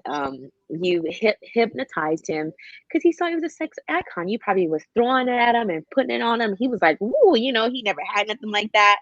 And you just showing him all your tricks or your whatever you call it. And he fell for it. Yeah, she was messing with Kaepernick, and Kaepernick used to make her fly herself out. Kaepernick wasn't tricking off on her, so she said, "No, I can't mess with these old dudes. All right, give me a young cat." What was you about to say, Chris? It looked like you was about to say something. I'm completely biased, but I think Brittany Renner is a predator. Like, I cannot stand her. Like, that is disgusting. So I thought they were married. So them not being, that really threw me off with the last question. So I was like, that doesn't make any sense. She's dated a man like this before, who was in the same scene. So she can't act like she was naive to this. Like, she's just now entering this industry where these men have all these women thrown at them. You know what you're entering into. You had practice, and you said, well, that type of man is going to make me work for it. Let me go after this little naive boy and make him. She set him up. She trapped him. She's a predator. She targeted him. She knew exactly what she was doing. If he cheated on her, that would have been karma, because she targeted him. And to be honest, I hope he did. And someone's probably going to try and snip that and use it against me later. But that's disgusting, because I don't know this PJ Washington. I actually didn't know he existed before Brittany Renner. Or I guess before I started doing these panels with you all, I wouldn't have learned about either of them. But what makes me mad about this situation is that no one seems to acknowledge the fact that he was 20. Wasn't she seen at his basketball games? Is this that woman? College games. Predator. Them not being married, it makes me even more angry, because at least if you had been married and then you had a baby by him, yeah, maybe you're a gold digger, but at least he chose you and you said yes. But in this case, you trapped him with a baby. You trapped a 20-year-old man with a child, and then tried to say that you left him because you were afraid that he was going to date somebody else. He's a 20-year-old man. Are you kidding me? Because you didn't want to wear makeup and she's weird. I don't like her. I can't. Yeah. I just can't do it. People like her just bring down the average of all women. Yeah. King Gene. You on mute, brother. I'm going with the phrase that Chris just mentioned, predator. I'm going to tell you why I say that. Because she happened to come to my lovely state. She happened to come to Jackson, Mississippi, 15 minutes from me. And Coach Prime locked the team down. You hear me? So she was known. She came to Jackson State campus and Coach Prime locked the team down.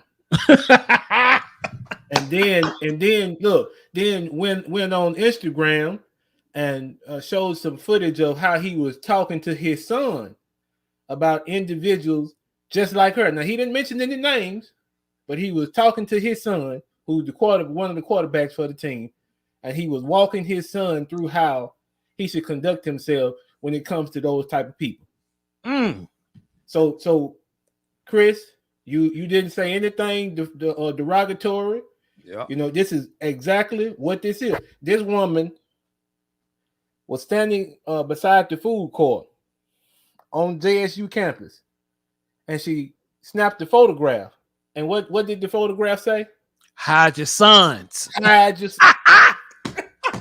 If a man did that, pitchforks. Oh, yes. And yes, Caprice, you are absolutely right. She did. She was a student there at JSU for a while, and she did play soccer. And as a matter of fact, in the interview, she said that's how she started her career. She would, kick the ball around a little bit, and then she would intentionally have some shorts on that maybe went up a little bit too high, so some things were showing as she was. I'm trying to be rated G. Oh yeah. Okay, there's some things that were showing why she was running, and she said it blew up. She went viral from that. So this is who she is now. I don't know she not even all that to me. Like I don't even understand the big deal. Like I'm like, you just another you another light skinned broad. Like I don't understand. Like I don't know, man. I don't know what it is with a lot of us as black men. A lot of us are just infatuated. Like we will give a light skinned woman a pass, no matter how average she is. Like it's that light skin supremacy that gets me. And I know that they are brothers, but I'm just saying, like everybody knew Pam was better than Gina. But people be like, Gina be like, oh, cause she light skin, man. Stop it. No. Stop it. Man, we're beautiful, bro. Everybody knew that. Like, come on, man. But when I was growing up, all I would hear was Gina. But as an adult, I'm like, Pam killing Gina in every way. But anyway, I'm off.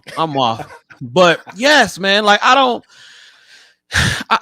understand it. Like she not even all that to me. And yeah, but you made a good point though, Chris. She was like, can you imagine if that was a man up on the up at the college talking about hide your daughters?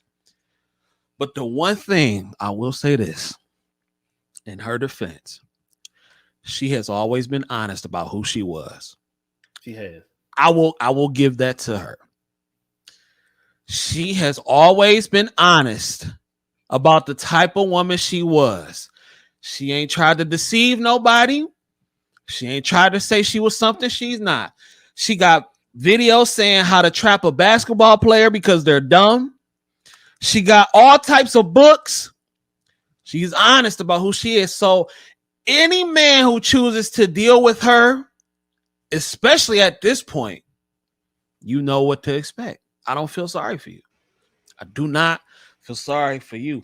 Do you think it was lack of people in his corner, King Gene, letting him know, like, you need to stay away from this broad? Well, I'll tell you one thing. We had talked about that earlier, me and Chris. If there were individuals in his corner, I don't think he was listening. Because, like Chris said, maybe the way that she approached him, maybe because, okay, all right. So usually, now I'm going to take you back to, my early childhood. I'm a country boy. So usually, when you go to the creek to fish, right, depending on what kind of fish you want to catch, it determines what kind of bait you want to use. Are you going to use crickets or are you going to use worms? Now, usually when you use worms, you're going to get crappie. My grandmother loved crappie, so that's what she used to do. She used worms. So I'm thinking what Brittany Renner did, she used the appropriate bait to catch him. And so even if there were individuals around him telling him, hey, man, she got a video out about trapping athletes and how athletes aren't very smart and how they like to sleep with individuals without using protection.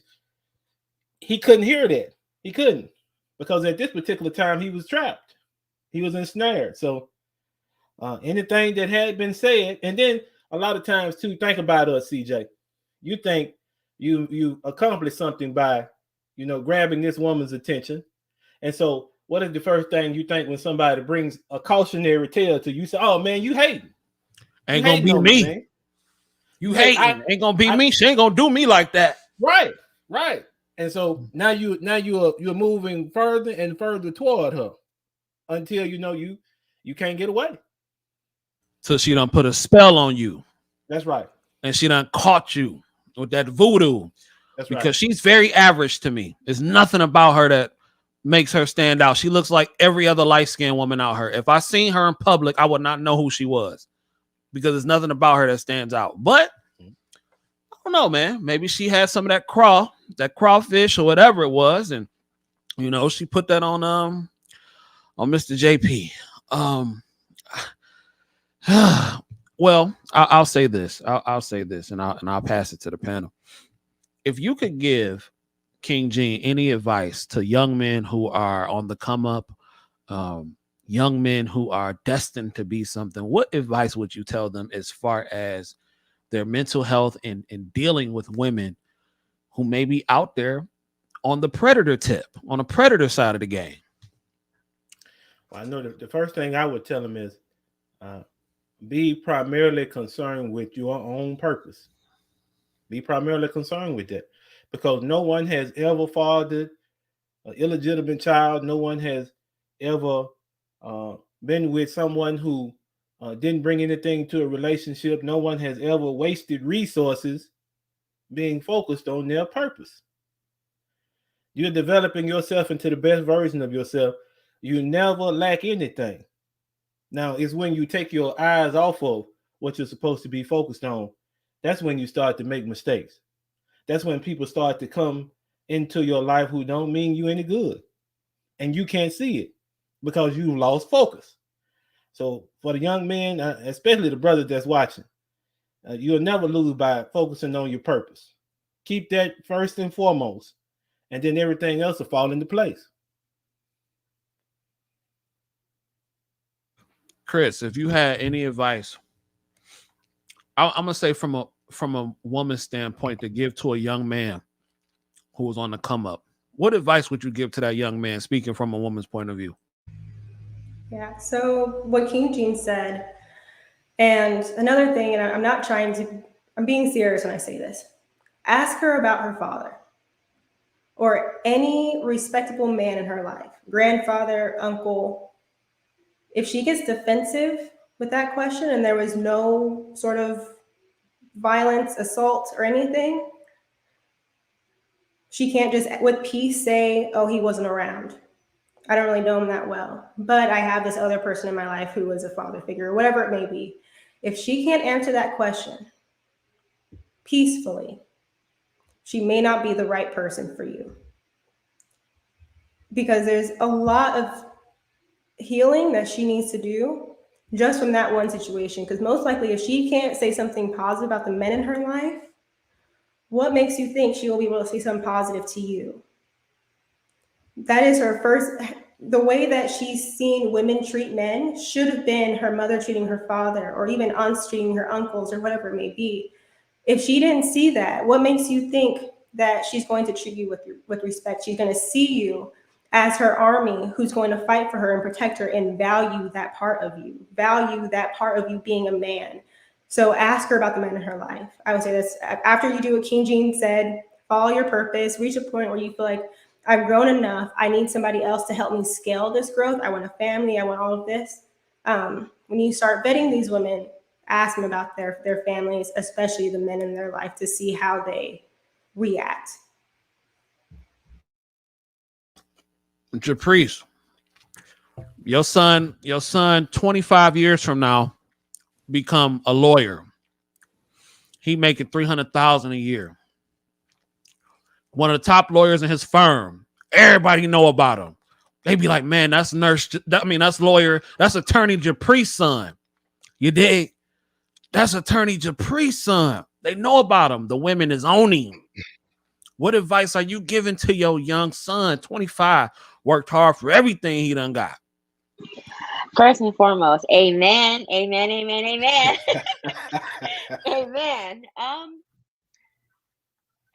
exactly what Christina and King Jean said. I don't want to be repetitive, but it's so important to know that women can be very conniving. They can be very sneaky. They can be very manipulative. Like just basically what Christina said. I say um, that's so important because as we're speaking about Brittany Renner, she was not raised with her mother or her father. Both of them too were on drugs. She was raised with her grandmother and her grandfather, mostly her grandmother because she said her grandfather wasn't in the picture as much. But she believes that that has nothing to do with how her life turned out. She does not believe that she has daddy issues, and she does not believe that that has nothing to do with the men that she chooses. And that right there is a prime example how fathers are so important. And I would say to my son is, if she has a father, and first and foremost, my husband and I will vet her. But if she has a father, then you have a higher chance, that this woman is, a respectable woman and she's a virtuous woman because she has that male voucher, she has that accountability, she has that protection. So yes, absolutely what Christina said, and 100% what Mr. King Jean said. That's what's up. That's what's up. Listen, if I had a son on another universe, and I had a son, he was very successful. My first thing, well, the first advice I'm gonna tell him is what my pops told me back in '95. My pops told me that number one, you never move in to a woman's house because as soon as she get mad, she gonna kick you out. That was the first lesson that I can remember my pops ever telling me about women. First lesson. Second lesson, I'm also telling what my pops told me. Always stay ready. Emotions are fickle. A female can break bad at any moment. Always stay fly. Always be in a position where you can pull a new chick at any moment. That's another thing that I would say. Number three, I would tell him, especially if my son had millions on the table. First of all, and y'all may not like this. But if I'm PJ Washington or if I got a little CJ Kyle's here and he about to go to the NBA, I am getting him. If it's that bad, I'm hoping to have the type of relationship. No, we're not gonna do that. No, he talking about get a white woman. No, because they scandalous too. He talking about get a white woman. They scandalous too. White women take their checkbooks to the grave. They'll kill you. You ever watched Investigation ID? Discovery ID? You better stop playing. But anyway, you want to see, hey, listen, you want to see some backstabbing from some white women? Go watch Naked and Afraid. And that'll tell you all you need to know. Shout out to all the white women watching the show though. But anyway, like I was saying, I would, if it was that bad, and I know what it's like to be 22, young, full of hormones, man, full of testosterone, I would probably say, son, let's get a professional. He's 22, he's an adult. Let's get a professional worker that does what they do, that gets paid to do what they do, handle your business, and keep it moving.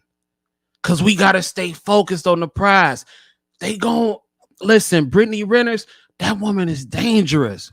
I understand that you have to do what you got to do as a young man. You got to get your rocks off, all that good stuff. I get it. But Lord, son, we going to pay this one to walk away. We going to pay him to walk away. This one, you get involved with this one. You get involved with this one. You're going to be paying for the rest of your days. So that may be pretty unorthodox, but there are a lot of people that do what I just said. That's what I would do, ladies and gentlemen. I don't know, but maybe that's a little bit out there, but that's why I don't have kids nor want any. So I don't know. Well, ladies and gentlemen, we're at the 2-hour mark. It's been a good show so far. For the next 5 to 10 minutes, if y'all want to, man, we can have an open discussion or we can wrap this thing up. If anything y'all want to talk about, y'all want to bring to the table.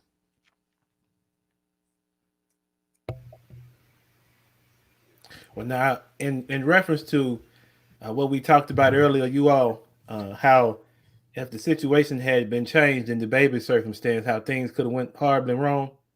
Have you all seen that story about the older gentleman? I think he was in his 60s, and he got into uh, an altercation with his wife. She was in her 30s, and when the police were called out, they ended up killing him. Now here's the twist in the story. She had stabbed him once before, right? And when the police arrived, she had stabbed him again. And so when the police get on the scene, they're struggling for the knife, and they're on the floor, struggling for the knife. And the officer who shows up first, without any hesitation, pulls his firearm and he kills the man on the spot.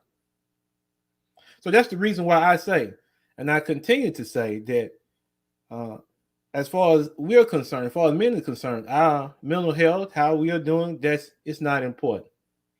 It's not important at all. If you're not producing, if you're not giving something to society that's needed, then you're cast off. They throw you away like you're trash. Why do you think the majority of individuals who are homeless are men on the street? Because you serve no further purpose. We've gotten everything that we can get out of you. So now you can go and live on the side of a street corner now. Just a thought. Yeah, that's wild right there. She stabbed him once, huh? So like, was that whole altercation like at one time with the stabbings before the police were called, or that happened previously? Yeah, she had done that before to him. Oh Lord. So she had a history of doing it. And so when he made the 911 call, I think it was an episode on Pink Book Lessons. That's one of the channels that I have to look at what she's saying every day, because it's she does good pieces. She's like Chris. Dope. She is. Mm-hmm. She's dope like Chris. And then there's intelligent commentary with it. But what she was saying was, during the 911 call, he made the statement that his wife had a knife around his throat. She was holding the knife to his throat. His son called 911, and so he was projecting his voice to the telephone. And so when they got there, the child was standing at the door waiting for the police to arrive, and the police officer asked the child what happened, and the child said, "My mama pulled the knife on my dad." But when they get into the residence, they kill the brother. They didn't even have a conversation with him. Fellas, you better call the police first. Yeah, you better. You better call the police first. Hey, did y'all want to add to that, to what King Gene was saying? Because I do have a question for y'all.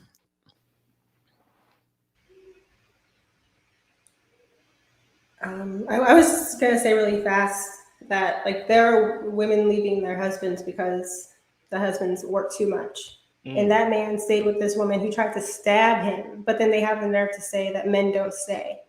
And that's only one example. But we hear all the time that women are typically the ones that file for divorces.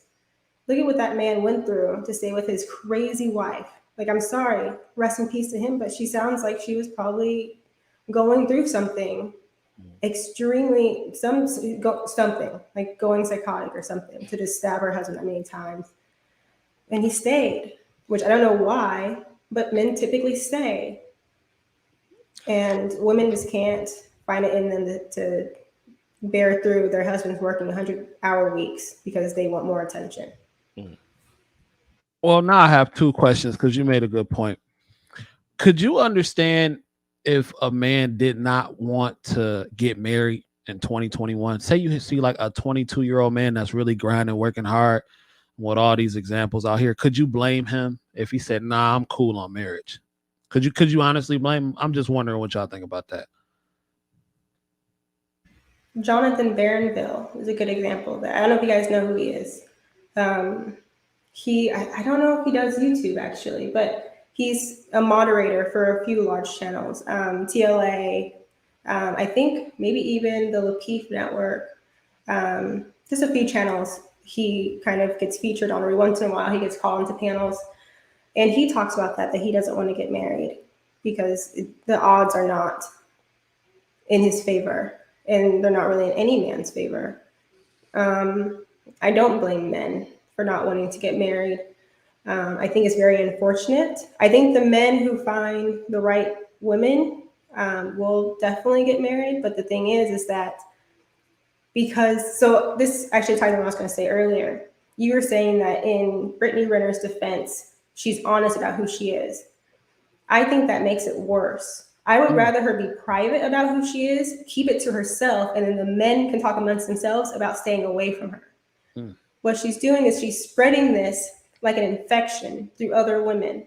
And it's going to make it even harder for men to trust good women because they're going to think, oh, she's just like Brittany Renner, because Brittany Renner wrote that book, that instruction manual on how I can get screwed. You know, and it's pathetic. Our average is going down. It is literally going down. Yep. I do not blame men at all. Like, I was having a conversation with Dee Dee the other day, and she has a nephew who's 13 or 14. I think 13 though. And I was like, if he ever came to me and said, what do you think about marriage? Should I get married? Like, I could not tell him that it would be in his best interest from, like, because everybody don't win. Like, it's hard, and I hate to be like that because it shouldn't be like that, but it's difficult. Because I can only imagine with a 13-year-old, like, how they look at the world. But Japrice, I want y'all, what do you think? Could you blame a young man if he said he didn't want to get married? No, I cannot blame a young man. And if he says he doesn't want to get married, because look at what he has to choose from. You know, if he said that in the 1950s, or, you know, the women of substance didn't go, you know, no, get married. But now it's just like, what do men benefit, you know, from that? You know, when they can just get them a side piece or a side chick, and she'll come and lay it on him and cook him some whatever she wants, and then she'll go about her day and he goes by his day. You know, when we have women just throwing it left and right, why get married? Because usually used to be, you know, you get married because you and your, you know, woman want to, you know, have a baby and sleep together and stuff like that. But now it's just like, what's the point? Me and my boy have an argument all the time. And my theory is that if they ever get to the point where prostitution becomes legalized and the government can find a way to make money off of it as a whole, I think the marriage rates will plummet.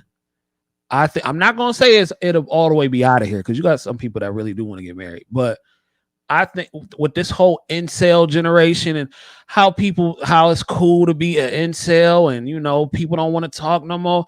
If now you got a whole generation of dudes who can now just go on their phone, pick a chick from an app, come over, do what she do, you throw a couple dollars, and it's over with, man, please. I don't even think that marriage will be, sorry, I'm so sorry. No, you good. Go ahead. It's lagging, so I don't even think marriage will even be a thing, because you have a lot more socially awkward people now. Yep. It's like nobody wants to talk to each other. Nobody wants to, you know, have in-person conversation, or even walk up to each other to approach each other. There's a lot of socially awkward people now because of the whole social media and all that stuff. You don't even have to go up to a chick at the bar, be like, hey, how you doing? Or sweet talker, or game her up. You just swipe left or swipe right, or slide in somebody's DM, and then, you know. And then if you do give a chick a compliment, you might get me too. You might say, hey, man, you looking beautiful today. Oh, are you trying to sexually assault me or something like that? It's like you can't even give a woman a compliment now. Like, my God, you are so beautiful. Why you being thirsty? Why you being thirsty? I'm just trying to say you look very pretty. Can't you, like, I remember that episode Kevin Samuel said this chick didn't even want a man to smile at her. She ain't even want to smile at the dude. I'm like, dang, is it like that? I mean, I've been out the game for a minute, so I don't know what it's like, you know, to date currently in 2021. So I'm like, is it really like that? Women don't like to smile at men, especially the ones that's just trying to, hey, baby, how you doing? What's your day? How's your day going? You look very nice. Whoo! Lord have mercy. That's what it's like. 100%. I can vouch for it. I've seen it. I've seen it. Wow, It's she said that was insane. Like when I was in college, because I graduated from college in 2020. So that was only a year and a half ago now. And I have friends who wouldn't even take compliments. A man would say, "Oh, you look nice today." And they would go, "Oh my goodness." That's all I would hear on the walk home. How dare he say that to me? What the heck? Why can't I just walk around without hearing them? And did I ask for a compliment? Like, oh my goodness. Absolutely ridiculous. But yeah, that's how it is today. Yeah, I don't think women don't even like. Okay, you know how like sometimes it can be annoying, but I can appreciate a good cat call. Like, hey, like, hey, mama, whatever you want to say. Like, I can appreciate that. That's how men are.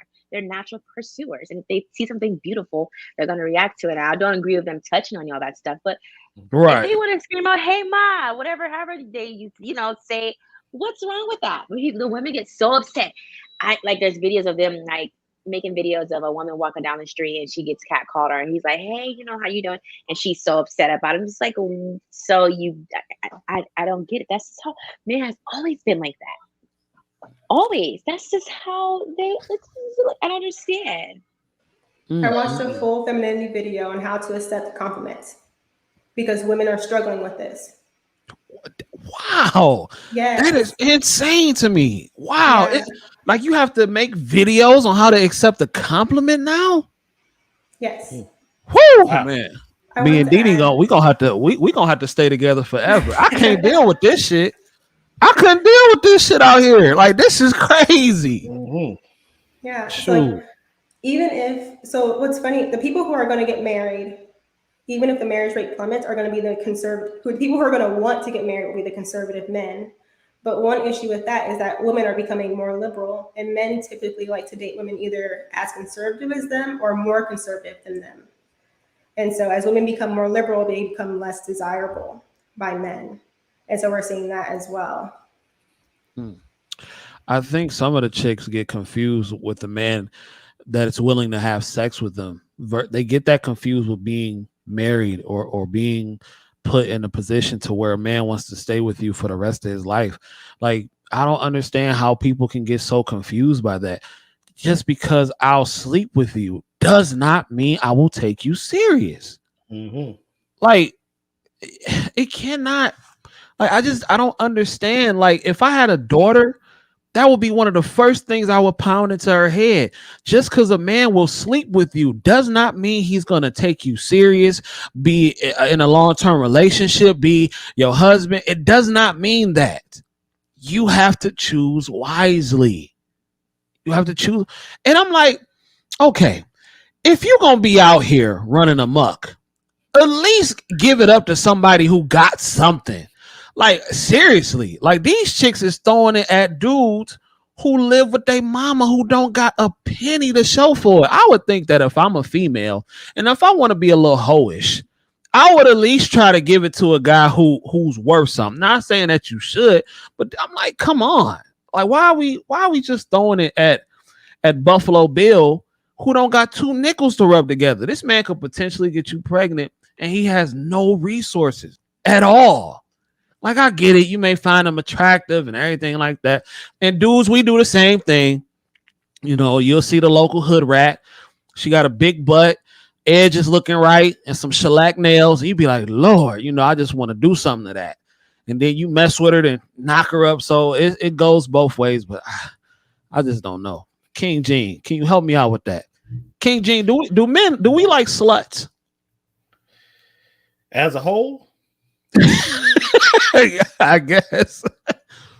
As a whole, I would say that there are quite a few of us that do. So think about it now. Whether you're talking about a promiscuous man or a promiscuous woman, individuals who get involved with these kind of people, they do it because they're not ready and they don't want any kind of responsibility to this particular person. They don't want that. And so that's why you see so many people flocking in that direction, because in order to have a relationship with a person, you have to invest in them. There has to be resources. And people don't want to do that nowadays. They just don't. But to answer your question, yes, quite a few of us are. We like loose women. You know, some of us don't have the fortitude to actually pursue a woman in the right way, right? And then establish something concrete with her. We just rather get to the fun time, and we'll see you when we see you after that. Because I know I talked to a lot of guys that I know, especially when I was in college. That's what their thing was. I'm trying to hit as many as I can as fast as I can, and that's what they did. And then you see these guys later on in life, and they are still the same way. They hadn't progressed past that point where they're saying, okay, I want something more in life, because that's easier for them. It's easier for them to take that path because they don't have to invest in anything. Mr. Cabal said, yes, we want quality smuttiness. Man, I don't know, man. I don't know. I don't know. Ladies, why do y'all think because we was talking about it from the guy's standpoint, but let me ask y'all, why do you think some women will throw it at a man with absolutely no resources to rub together? Like, especially like when we talk about poverty and in the Black community and stuff like that. Like, why? I would just think that, see, to a certain degree, I can't be mad at the gold diggers. You dig? Like, I can't be mad at them to a certain degree, because at least they're shooting for something. Like, okay, they may say, well, I don't have any talent or anything like that. Well, let me at least get this. Not saying that they should do it, but I could understand it to a certain degree. Like, why do you think some females go for the lowest common denominator? Ladies, whichever one wants to talk on that. Don't matter. Do you want to go first, Travis? I don't, because I I was putting up the food, so I kind of missed the first part of the question. So Christina, go ahead. Okay. It was, why do women sleep with broke men? Basically, CJ. Well, I mean, yeah, pretty much. Like, a man with absolutely no resources. Is it the money? Is it, well, not the money, but is it the swags, the looks, the personality? As my sister Keeper said, like, what do you think? Yeah, I think so. There's a lot to that. There's many layers. I think the first layer is that they think that being transactional, doing things with the intention of having a fair exchange, is being a gold digger. Being a gold digger is someone who only takes and never gives. Okay, so whether that be money, love, you're with this sugar daddy because he's going to give you money, but you don't really give him much of value in return. You just expect stuff from him all the time. That is a gold digger. But it makes sense to say, I'm giving you something for something of value in return. What's happened, I think, over the years is that a woman's body has been seen to have, basically they're trying to prove that a woman's body kind of has no value, in the sense that she can do whatever she wants with it. And it's created this issue where women don't want to see it as something that they're exchanging, if that makes sense. Like, one thing that I say is, if a man is cute, you look at him. You don't sleep with him. If he's funny, you laugh. You don't give him your body, because you're saying that that's all you're worth, something that's not rare. The issue is the way that they value themselves has been shifted so much, and has been lowered so much because of the feminist movement.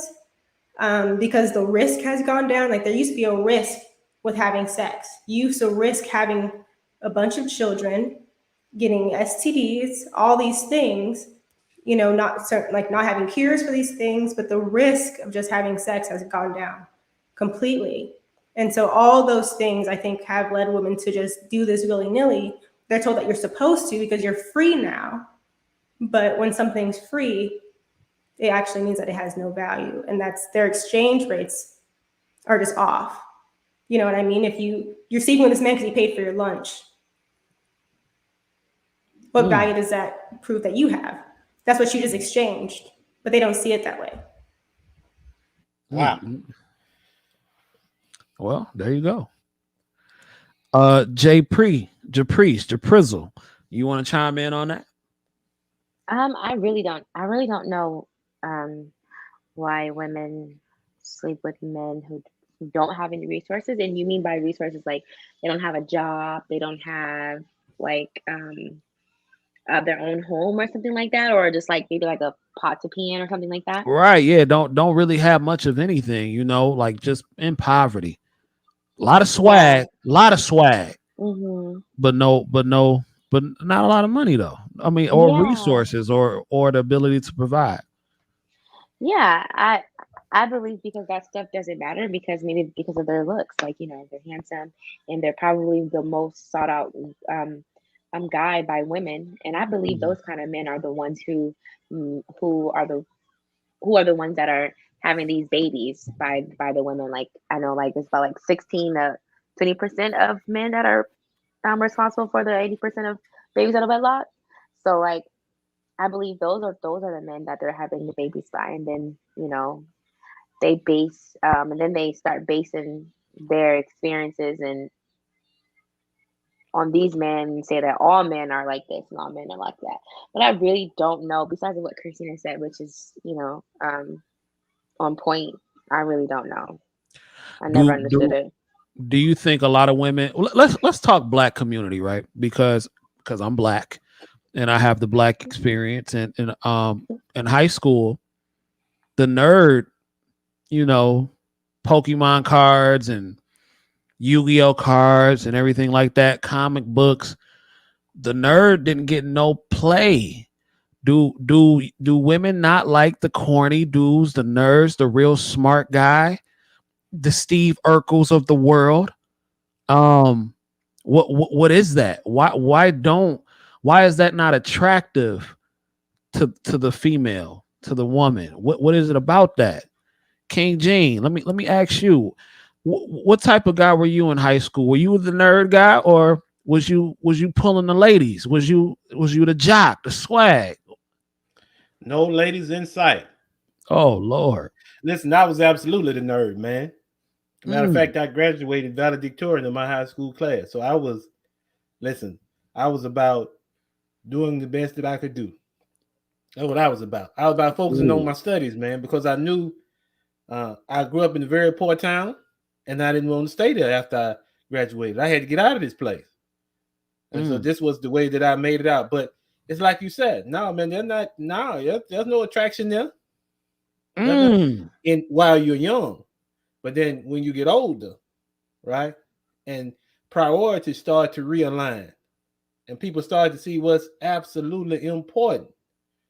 Then that nerd that you saw in high school who was devoted towards studies and trying to have a better life, later on in life, you see that person as successful because the same character traits that he had that made him successful in high school, as far as his studies are concerned, makes him successful in the real world.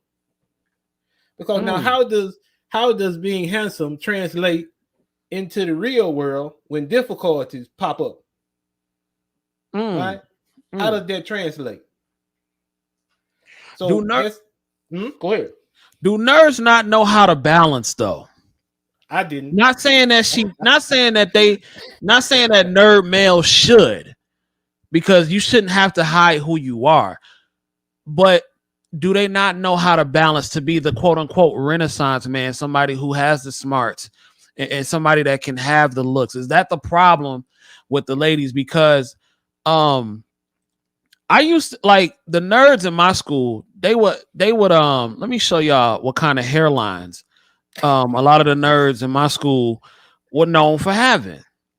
Now, like hairlines like this. Oh no, Now, oh it's no. nothing fly about that. And I get it. Hairlines like that, or you know, they will say you can always identify the nerd by the type of hairline he hit. Hairlines like this, not cut and stuff like that. And not saying that it should matter, but it's just not having swag, not have like is that should that be important? Should you have a little attitude? Like I don't know. Well, like what do you think? And I'm gonna ask the ladies too, but King Gene, what do you think? Well, I'll tell you one thing. Like you said, man, at that particular point, I know I wasn't able to make the balance because in my mind that wasn't important right now. I can't speak for anybody else, okay? I can't speak for the priorities that anyone else placed on their education. I can't speak for them, but I know what my priority was. And Right. and a lot of times for me, what individuals, and even now, I'll just be honest with you, CJ, I do not care what people think. Right. I don't have any concern about what people think of me, of my views, or any of that. Right. Because in the end, I'm going to have to be the one to have to deal with the repercussions of what I chose to do, the path I've taken in my life. So whether or not I got swag or any of the rest of this mess that you're talking about doesn't matter to me. Because in the end, even if you got swag, right, you can have all the swag that you want and still be living on the corner out of a cardboard box. That's a fact. Talk to me later about that. That's a fact. You dig? You know, and I'm showing this as a somebody said somebody in the comments said local black news reporter hairline. That's funny. But let me talk to the ladies. Chris, did you like the nerds in school? Like, what was it? Did you like the nerd? Some girls like nerds. Some do. Yeah. Some, but I know a lot didn't. Nerds got tortured in my high school. I still do. My partner is an engineer. I still do. Well, that don't mean he's a nerd, though. He's a nerd. I made sure. I was a nerd. And I learned that I was a nerd when I was in high school, and I was a pretty good athlete. And I had a leathersman's jacket and had all those like cool little thingies on, patches on it, and it had my last name. And I was walking through my high school, and this teacher walked up to me, and he's like, "There's a girl who runs track here, and that's her last name. Do you know her?" And I was like, "I'm her." So I'm literally wearing the jacket. And he was like, "Aren't you in this class?" And I was like, "Yeah." And he was like, "Oh, I didn't think that would be you." And I was like, "Dang, I have this status. I'm a nerd." So the thing is, the reason why women, so this is actually biological. Women date the men that other women want. That women date the men that are sexually desirable. The reason for that is because typically these men are tall. They're typically, maybe their faces are a bit more symmetrical. They're just seen as being more handsome. The reason for this is because they believe that their children will be more sexually desirable, which means that their bloodline will go on longer. They connect those types of characteristics with good genes, healthy genes, if that makes sense. It doesn't make sense in the end, but that's kind of the connection that they're making. You see this throughout many, many species. Mm-hmm. The issue with women, though, is that no woman should be dating any men their age. That's the first thing what I think. I think you should be dating men like 10, 15 years older than you, because typically he's already gone through this nerd stage. He's figured out who he is. He's on a good enough trajectory, and you're ready to date. By this time, you're probably in like your early 20s, mid 20s. You're probably ready to have kids. Mm-hmm. You don't have any weird habits. None of these crazy feminists have influenced you too much. Let's hope for that. And that's the type of man that you actually want. You want a man at this point who's confident, and men don't really reach personal satisfaction until they actually hit their 40s. Men are actually extremely depressed in their 20s because they haven't really succeeded in much, but women are their happiest in their 20s. So it kind of makes sense for those two to kind of come together. Right. But no, women don't date men who look like this because they see it as there's something wrong with them and that her kids will not be desirable and her bloodline will die. All right, Chris, here's the most important question. Here's the most important one. Would you date a man with a hairline like that or like this? If your partner had a hairline like this, would that matter to you? He can always shave his hair if he wanted to. Well, what if he said he liked it like this? This is who he is. He want to keep his hairline like that. Would that bother you? Yeah, but it would bother. Like the thing is that does that look professional? Like it's different. Let's say he had an issue and he couldn't really grow his hair, or he's gotten like brain surgeries and stuff. No, it wouldn't bother me. I would be happy that he's alive. And well, no, nothing crazy like that. Person, yeah, normal person. His no, hairline I would is just definitely jacked encourage up. him. Just like if I were to date somebody who was overweight, I would encourage them to lose the weight, because you just lose the weight and you feel better about yourself. You know, I would work out with you. I would tell him, hey, people would take you more seriously if you just went bald. You'll look good. Okay, and I make okay, them cool. Feel good. Chris, you know I love scenarios, so I gotta hit you with this. Yeah. Let's just say scenario. I'm your dude, and my hairline look like this, or look like that. Now, role play with me. How would you tell me it's time to let it go?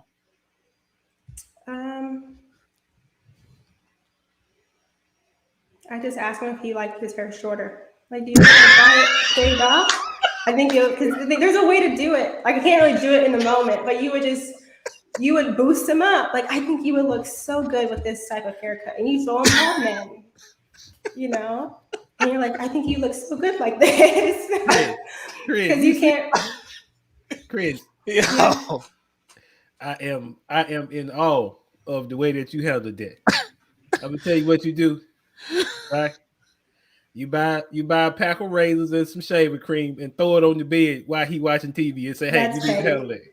That's petty, but yes, you buy him a nice pair. Well, I can't really say this because I actually gotten clippers as a gift, but it wasn't for this reason. But you buy a nice pair of clippers for a black man. I heard that black men can't use razors because their hair is too thick.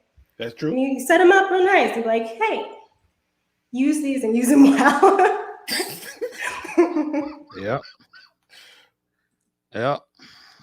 So, well, there you go, Chris. Well, if your partner ever had a messed up hairline, at least he got somebody that's sensitive to the needs. You dig? Japrice, I gotta ask you the same question. Japrice, let's just say, your husband been stressing out and, his hairline started to look like this. How are you going to tell your husband, or how would you tell your husband, I'm coming to you? How you going to tell your husband that it's time to let it go?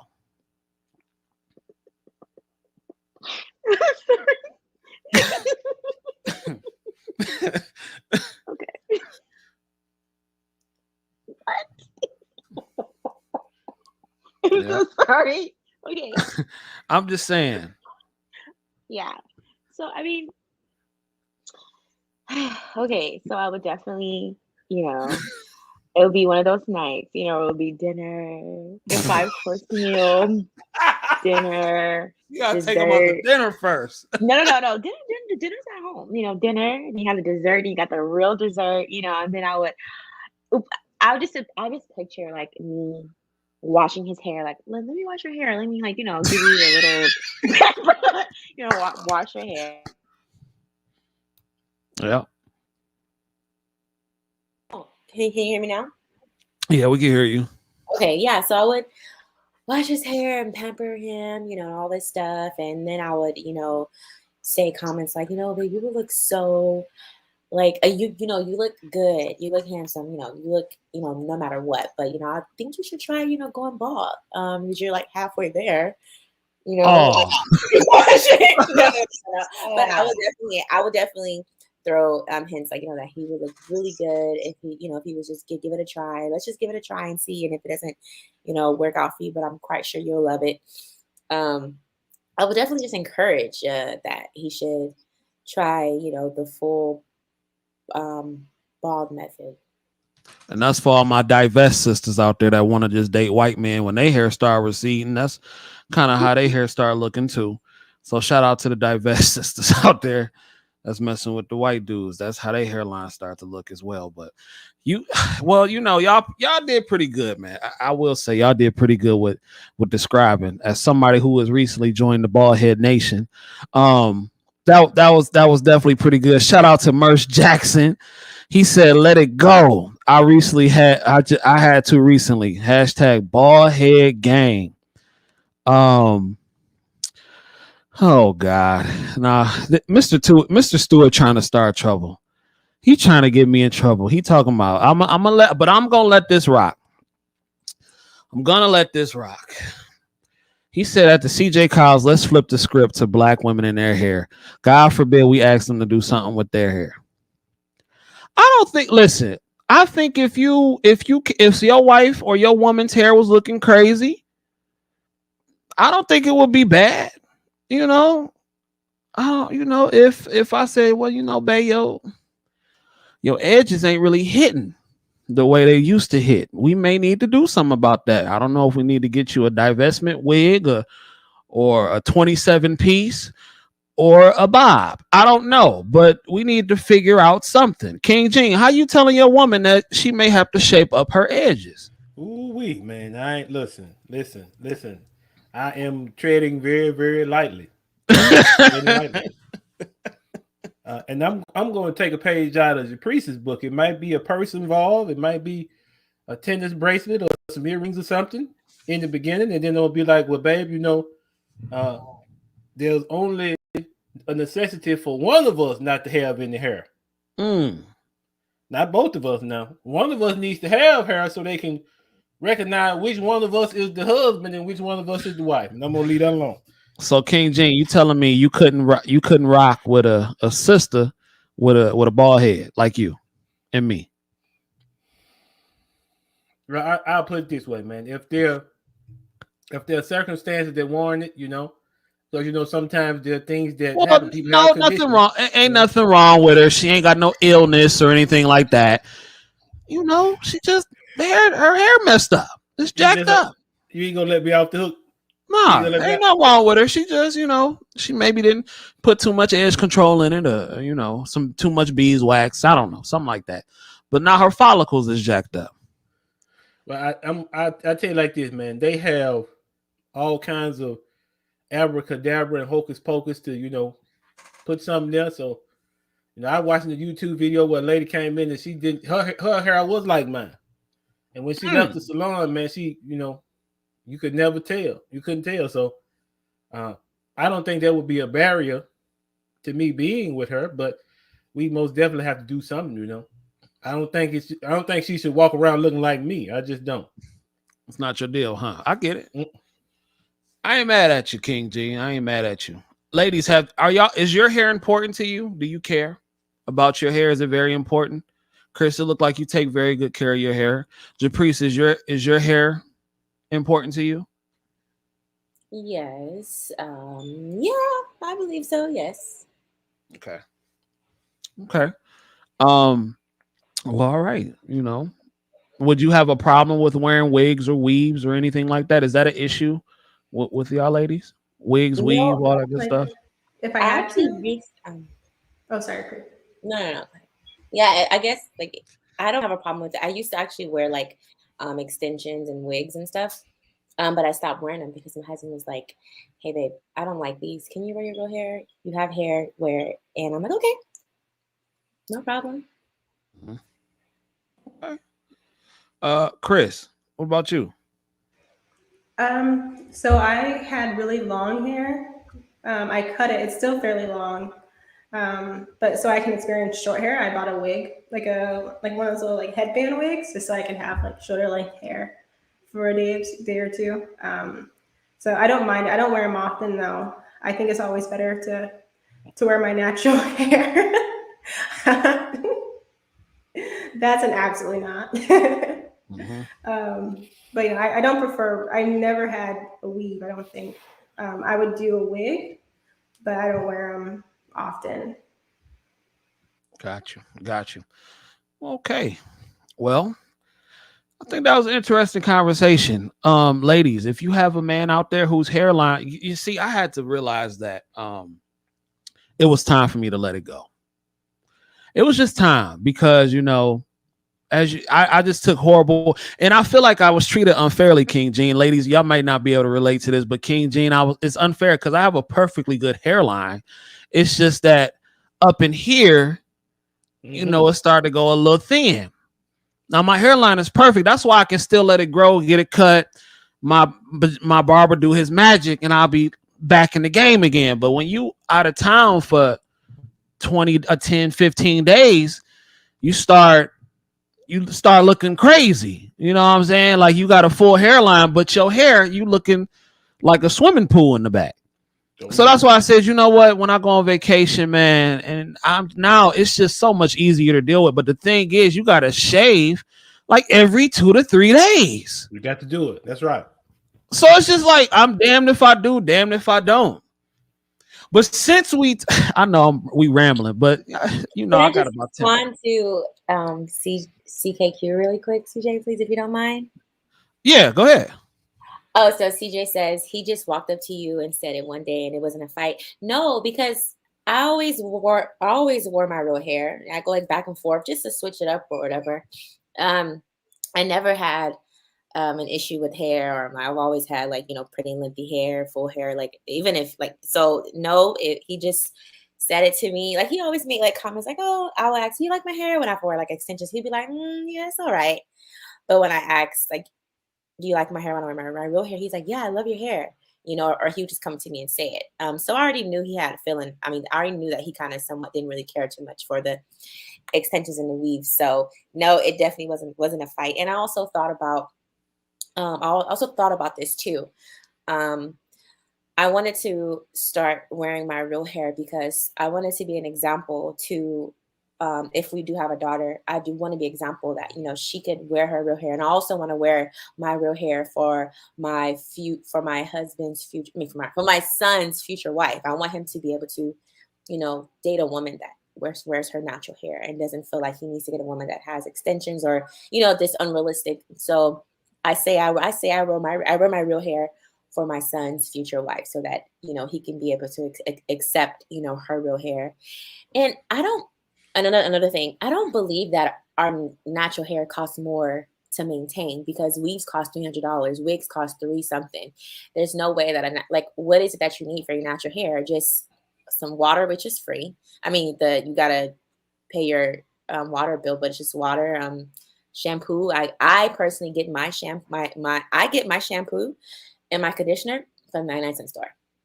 Yep, I get it from 99-cent store. I'm not picky. I wash my hair once a week or once every 2 weeks. I get some what do you call it, conditioner or some eco style gel.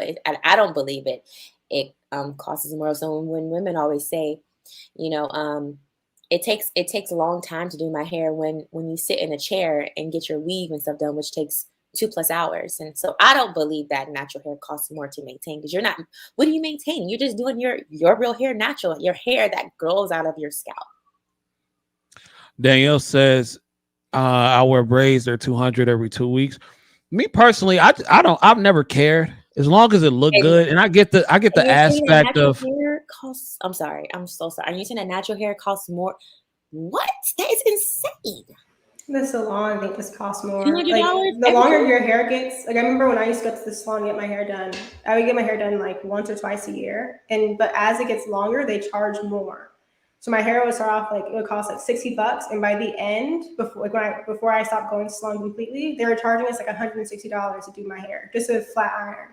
I would wash it myself, and they would still charge $160 to do my hair. And people get that done every 2 weeks, every month. Ridiculous. Do your hair yourself. Do it yourself. My sister just started doing this and get our hair done. What do y'all think about this phenomenon? This new phenomenon now of the men getting the weaves. CJ, you always. What do y'all feel about that? Because I'm gonna be honest. Some of them like this don't look real, but some of them look very real.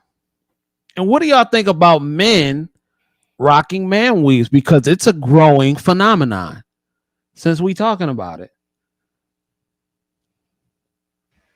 It's one more thing for them to worry about. Like the thing about wearing weaves and wigs is that you're typically, some women wear like Caprice, she wears weaves or she wears wigs because she likes them, but her hair underneath is very, very healthy. She's, I think, typically an exception. A lot of people wear weaves and wigs because they either don't like the length of their hair, they think their hair is too hard to manage, or they're dealing with something underneath the hair. So they have alopecia or something that they're insecure about. if you are insecure about something and you try and cover it up, the odds are it's not really curing the insecurity, you're just covering it up. And so he's going to be constantly concerned about how his hair looks, because now he has his hair that's not really his. He's going to look like it's a facade, instead of him just shaving it off and just owning being bald, if that makes sense. Like, I feel like he can get so much more confidence if he would just be bald versus trying to cover it and then make sure that it's always maintained. Because once you do that, you always have to go somewhere to get it maintained. And that, I think, has a major effect on a person's confidence. Like Mr. Stewart said, it's a false sense of confidence, a false sense of security. Well, I mean, this is why I don't really engage in the hair weave debates and the fake hair debates, because I've always looked at it as like, especially when it comes to women, like I've dated women with natural hair. I've dated women who wore weaves. I honestly, to me, I really didn't care. As long as it looked nice, I didn't care. Now, I know some people say, well, you know, you're hiding who you are and everything like that. Personally, I think it's just, I really think when it comes to that, it's preference. But I mean, to each his own. But I just found it funny because I ain't gonna lie, I actually thought about getting a man weave. I thought about it. I won't lie to y'all, because I guess I was very insecure about going bald, because I thought going bald meant you were getting older, you get old. And, you know, I used to have waves. I used to have deep waves. You know what I'm saying? So I'm just like, bruh, I cannot believe, but it was my fault because I didn't take good care of my hair. And then I thought about going to Turkey to get the hair transplant, because it's like $1,200, $1,300. I'm like, nah, I don't feel like doing that either. So it was just, you know, it was just something that I really, really struggled with, because, you know, I was like, man, going bald, I don't really want to be bald. But now I've come to accept it, and my life is like is a whole lot easier. So it is what it is. But I just don't like the shaving every 2 to 3 days. That's irritating. But you know, it is what it is. Don't fight it, fellas. Do not fight it. If you're going bald, you just let it happen. Just join the game. King Gene, when did you start losing your hair? At 18 years old. Oh man. Oh, I started losing mine like at like 25. Right there in the corners. Oh, right there in the corners, man. That's the worst. But now my uncles, man, all of my uncles are bald. Every last one. On my mom's side, all those guys look just like me. They bald, man. So I saw it coming. I said it's a sex link trait. So here it comes. And now go ahead, Japri. We'll say something. Small, really quick. I always thought that men look like handsome with their haircut and have like some facial hair, because my dad has been like fairly bald for a long time. I think he started losing the hair at 25. So most of my life I've seen my father bald. So I've thought that was just a look for men.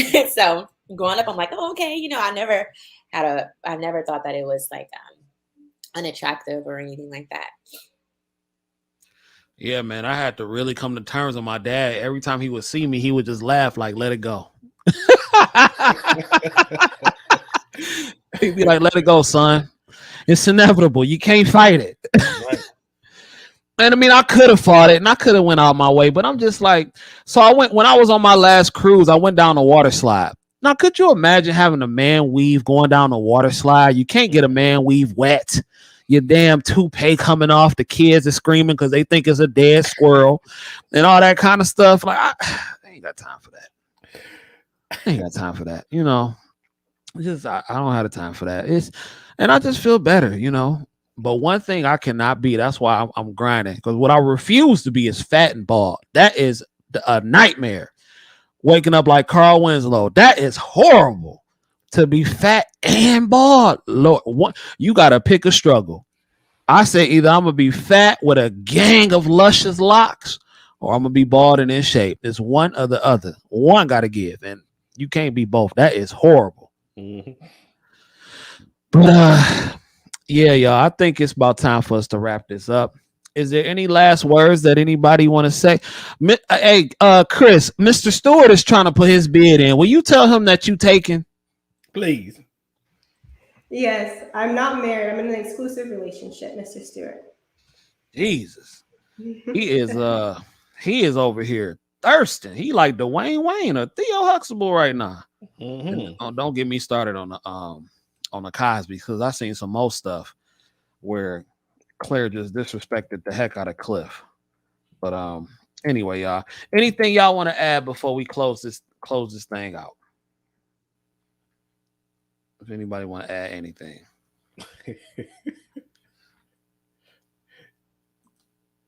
No. CJ, your boy sick now, man. He got the bad news. Now he's sick. Hey man, it's not my fault. There's nothing I can do about it. Nothing I can do about it. Maybe he had a nice hairline. I don't know. But there's nothing I can do about it. Well, maybe I don't know. Maybe Chris got a cousin or something like that. I don't know. Well, no, Japrice. Well, not like Japrice her only cousin, but yeah. So. Oh, Mr. Stewart, that's messed up. But it's okay. I understand. All right, ladies and gentlemen, are y'all ready for the joke of the day? Are y'all ready for the joke of the day? Well, let's get it in. What rock group has 4 men that don't sing? What rock group has 4 men that don't sing? Mount Rushmore. Ladies and gentlemen, that has been today's episode of High Value Nurse Talk. But before we go, I got to give everybody the opportunity to shout out their platforms and where they can be found at. I really hope y'all enjoyed the show. I appreciate y'all for rocking out with me for almost 3 hours. Shout out to CKQ. CKQ said, grow the beard. Hey, man, that's what I'm trying to do, man. I got to get my Rick Ross on. But sometimes, it get hard because when I look at pictures like these with that nice hairline right there, I miss it sometimes. And I could always get it back, but and it may come back. But I miss that nice hairline. I do. Because it's there. But everything else, it's funny style right now. So it's still a struggle. But ladies and gentlemen, I'm going to let everybody say their platform. Oh, not this one. Hold on. What am I doing? Wrong button. Hold on. Let me see. All right. Go ahead. Hey everyone, my name is Chris. I have a channel here called The Blooming Ebony. I actually posted a video today. So if you're interested, please feel free to check that out and leave me a comment if you would like to see more. I love suggestions on what you would like to see. And also you can follow me on Instagram at The Blooming Ebony as well.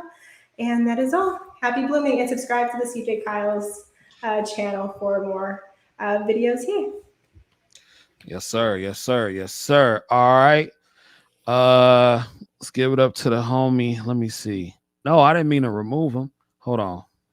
It's been a minute. Go ahead. All right. The King Gene is the name of the platform. And what we do, we specialize in manhood, accountability, discipline, determination. But before you go to that channel, make sure that you're subscribed to this channel. CJ Kyles is a master at holding panels where we talk about real conversations. And I think that you'll benefit from it. So now that you subscribe to CJ Kyle's channel, then you can go over to the King Gene and subscribe there. We're dealing with men's issues, and we're trying to look at things objectively. So please like, comment, and subscribe. All right. Hold on. Oh, wait. Damn, wrong button again. Hold on. Wait. All right, let's go to Japrice. All right, Japrice. That was really funny. But I just want to give a shout out to everyone on the panel. I just want to give a shout out to the CJ Kyles, the High Value Nurse. Appreciate it. Like and subscribe. Thank you so much for inviting me to be a part of your panel. And this was so much fun. I don't have like any platform or anything like that, but I do have Instagram, which is at Yoakum_J. Follow me, I'll follow you back. And have a good night. Alrighty then, ladies and gentlemen. And my name is CJ Kyles. I am the High Value Nurse. Please hit that like button on your way out. And if you are new here, please consider subscribing. And make sure you go subscribe to everybody else on the platform, the Blooming Ebony, the King Gene. Did y'all know I did not know King Gene's real name wasn't Gene. I always thought it was Gene, but I guess it's Marcus. But I like King Gene. I got him saved as King Gene in the phone. I'll be calling this man Gene. That ain't even his name. I'll be like, he told me one time, he's like, my name is Marcus, but I'm like, you always call yourself King Gene. So we good, bro. We good. Well, yeah, man. Yeah, it's been fun. I really enjoyed myself this evening. It's been a great conversation, great panel. Definitely have some clips that I'm gonna chop up. But ladies, before y'all go, listen, Chris, like you wouldn't, let's just say in another world you single, would you give this man a shot with the hairline like that? Well, the question really is, would he approach me? Let's just say he did. He said, hey, I admire your hair. You know what I'm saying? He said, I admire your hair. Didi told me he a kid. Let's just say he's a grown man. Well, and he came to you and he approached you and he said, what's up? What'd it do? If you ask me on a date, yes, I'll go on a date. Are you serious? Well, it depends. Well, if he's my height, what I really care about is if he's my height. That's really the only thing. I wouldn't really date men who are shorter than me. But if he's my height and he had the guts to come up to me and ask me out on a date in 2021, yes, I would go on a date with him. Why would I? That's not nice. It's just a date. My respect just went through the roof for you.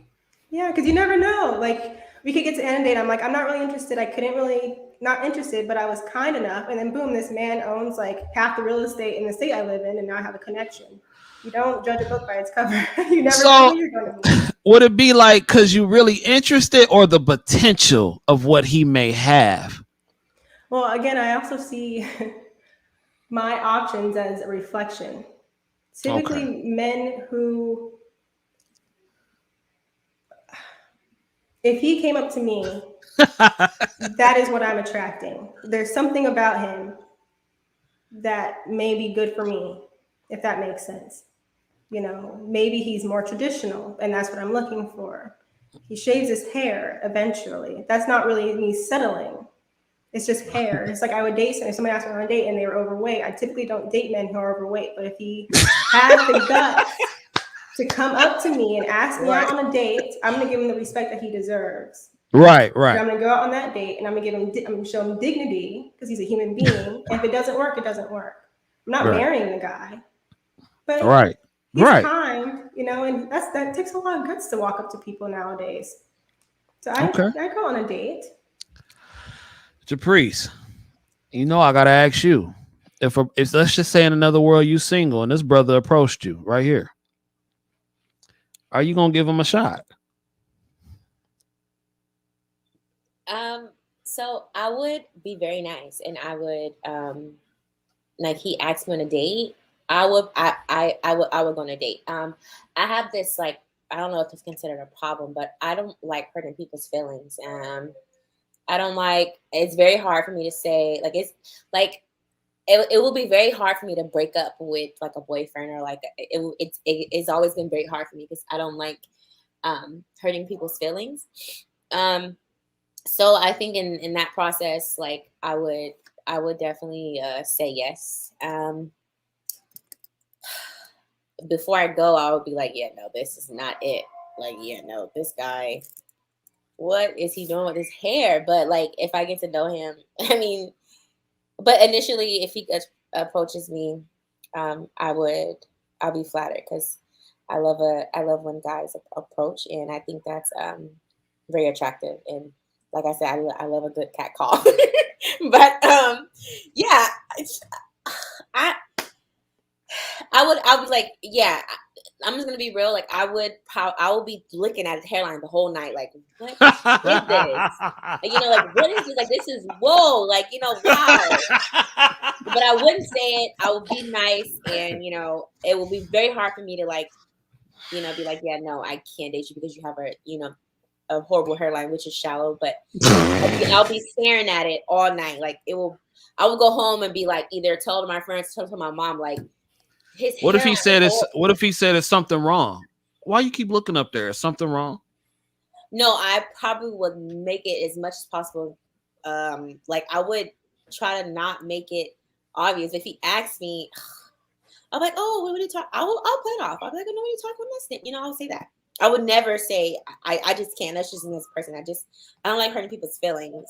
And I feel like the man's ego is like, I don't know, but I would be like, go home and be like, ew, what the heck is wrong with this man's hairline?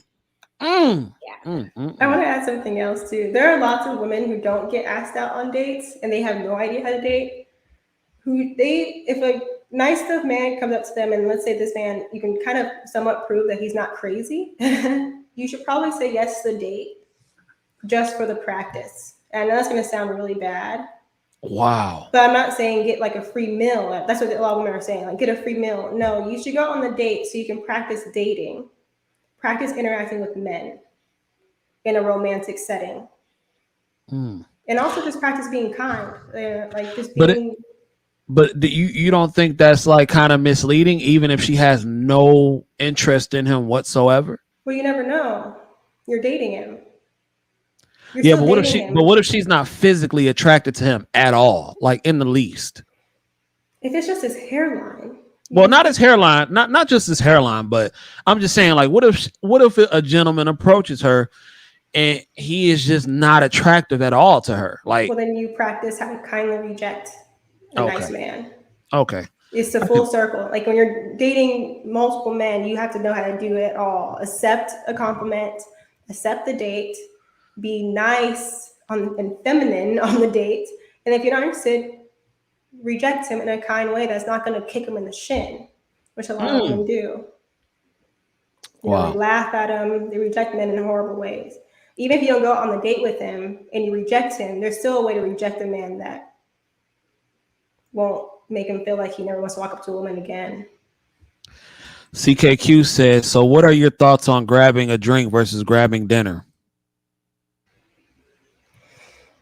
I'd rather grab dinner because you can't really drink without food. You get real drunk. So I don't drink with men without food because then I'm going to get drunk faster and then lose, you know, like I'm not going to be as clear-minded. But I guess, okay, let me back up. I don't mind just a drink. Like if he wants to grab coffee or something that's not like a traditional dinner date, I think that's totally fine. I just saw your, not to cut you off, I'm sorry, but I have to. I just saw your comment in a private chat talking about that scene from All About the Benjamins. Talking about you'll never find boom, boom, boom. Hairline like that's hilarious. Go ahead, finish just saying that was hilarious. But I totally don't mind that. And I would actually like it more because I don't really like to eat out very much. I rather cook in. So I think, and I'm also an accountant. And so saving money is always the best way to go. I'd rather someone be more frugal and say, how about we just grab a coffee? Something that's going to be $5 each versus us, you know, spending $60 on a meal. Can you please hold that thought? Because now, see, if you got time, if you don't got time and you got to go, then that's fine. Because now I know I was about to end this show, but you said something really important. But King Gene, I got to ask you this. What if this young lady approached you, King Gene? Okay, now that's different. That's different. What's different about that? As an individual, she is absolutely beautiful. But absolutely. She bald, like you said. So is it the bald head or is it the whole package? Well, I'm gonna say it's more of the whole package. Now it's like you said, you got to pick a struggle. Now you can't be bald headed and then look like a busted can of biscuits. We can't. You know, it's like you said, the whole package. But she's absolutely beautiful to me. She really is. Skin tone and everything, absolutely beautiful. Yeah. When I first saw her in the Black Panther, when she first appeared in those first couple of scenes, I was like, who is this lady and what is her name? Who is she? So yeah, I'm gonna say the whole package, man. So she can't look like Precious and be bald. No, that's a negative. That's a no for me, sir. Mm-hmm. Chris, is there a limit? Is there a certain amount that a man should spend on a first date? She had to step away. Oh, she had to step away. Japrice, let me ask you: is there a limit that or a certain amount that a man should spend on a first date? Since she brought it up. Yes, I believe so. I am all for. Okay, let me first say this. I believe that a date doesn't have to cost money. I believe that a walk in the park, I believe a sit down somewhere, talking, getting to know each other is definitely a date. Even though women oppose to this, they're like, that is not a date. I believe that you should first take a woman out to coffee, get to know her, figure out if she's not, a gold digger, if she's not using, or just figuring out, if she's worth using your resources on her. Because women these days, especially in 2021, these women are looking for their next lunch and their dinner, their next meal.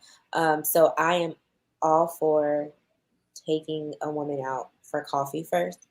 And I do believe it's limit. That's absolutely ridiculous. $200. Yeah, you tricking at that point. Our what do you call it? Our electric bill is not even $200. What? That's like I said, I don't count other men's pockets, and what you do with your money is what you do. That's your business. But me personally, I would never spend that much money on a first date. Mm-hmm. That's crazy to me. King Gene, is that too much? That is, and that's the reason why Japrice is married. That's the reason why she off the market, because that was absolutely a breath of fresh air. Because what is the whole purpose in dating? Is it to prove where your financial standing is? Of course, that's important, but aren't you trying to get to know each other? And in those settings that Japrice was just outlining, that's the whole point of it, to get to know each other, to see if I'm compatible with you and if you're compatible with me, huh? But now $200, hey man, I got all kinds of groceries, bills that got to be paid, car insurance. Listen, we looking at that. That's what we looking at. Merce Jackson said, first date, we going swimming. I need to see what you really looking like. That's hilarious. That's hilarious. That's hilarious. Chris, $200. Well, should a first date be expensive to you? If he picks the restaurant and he pays $200, that's what he wants to do. So it's a lot of money. I wouldn't even expect that on like a 50th wedding anniversary to spend $200 on dinner. Like that's a hotel night. Mm-hmm. Like you can get a hotel in I think the hotel in Brooklyn costs like $200 a night. And that's a whole experience to waste that on food. Well, like I said, go ahead. First date? You said first date? First date. Yes, that's too much. That's a lot of money. I don't think it would last because I'd be like, what else do you do with your money if you spend $200 on a meal? Because again, I'm a bit more frugal because it's my profession. Well, on the flip side, what if he has it? What if he really has it and he just really wants a nice steak? And he wants your company. Not necessarily he tricking, but he just says, I'm hungry. I really like Jay Alexander's. It's not a big deal to him. And the bill just happened to come out to be $200. But it's not a big deal. I think that's fine. If he picks the place and he likes it. That's typically what I do anyways for first dates. I tell the guy what I don't eat, and then I say, or I've never been in this particular area, and I have him pick the place. If he picks a place where the food is that expensive, then I'm gonna let him lead. Whatever butters your toast. All right, ladies and gentlemen, it's time for me to get to bed. So I really appreciate y'all being here and rocking out this long, and we're gonna do this thing again very soon, and we'll holla at y'all soon. Peace out, everybody.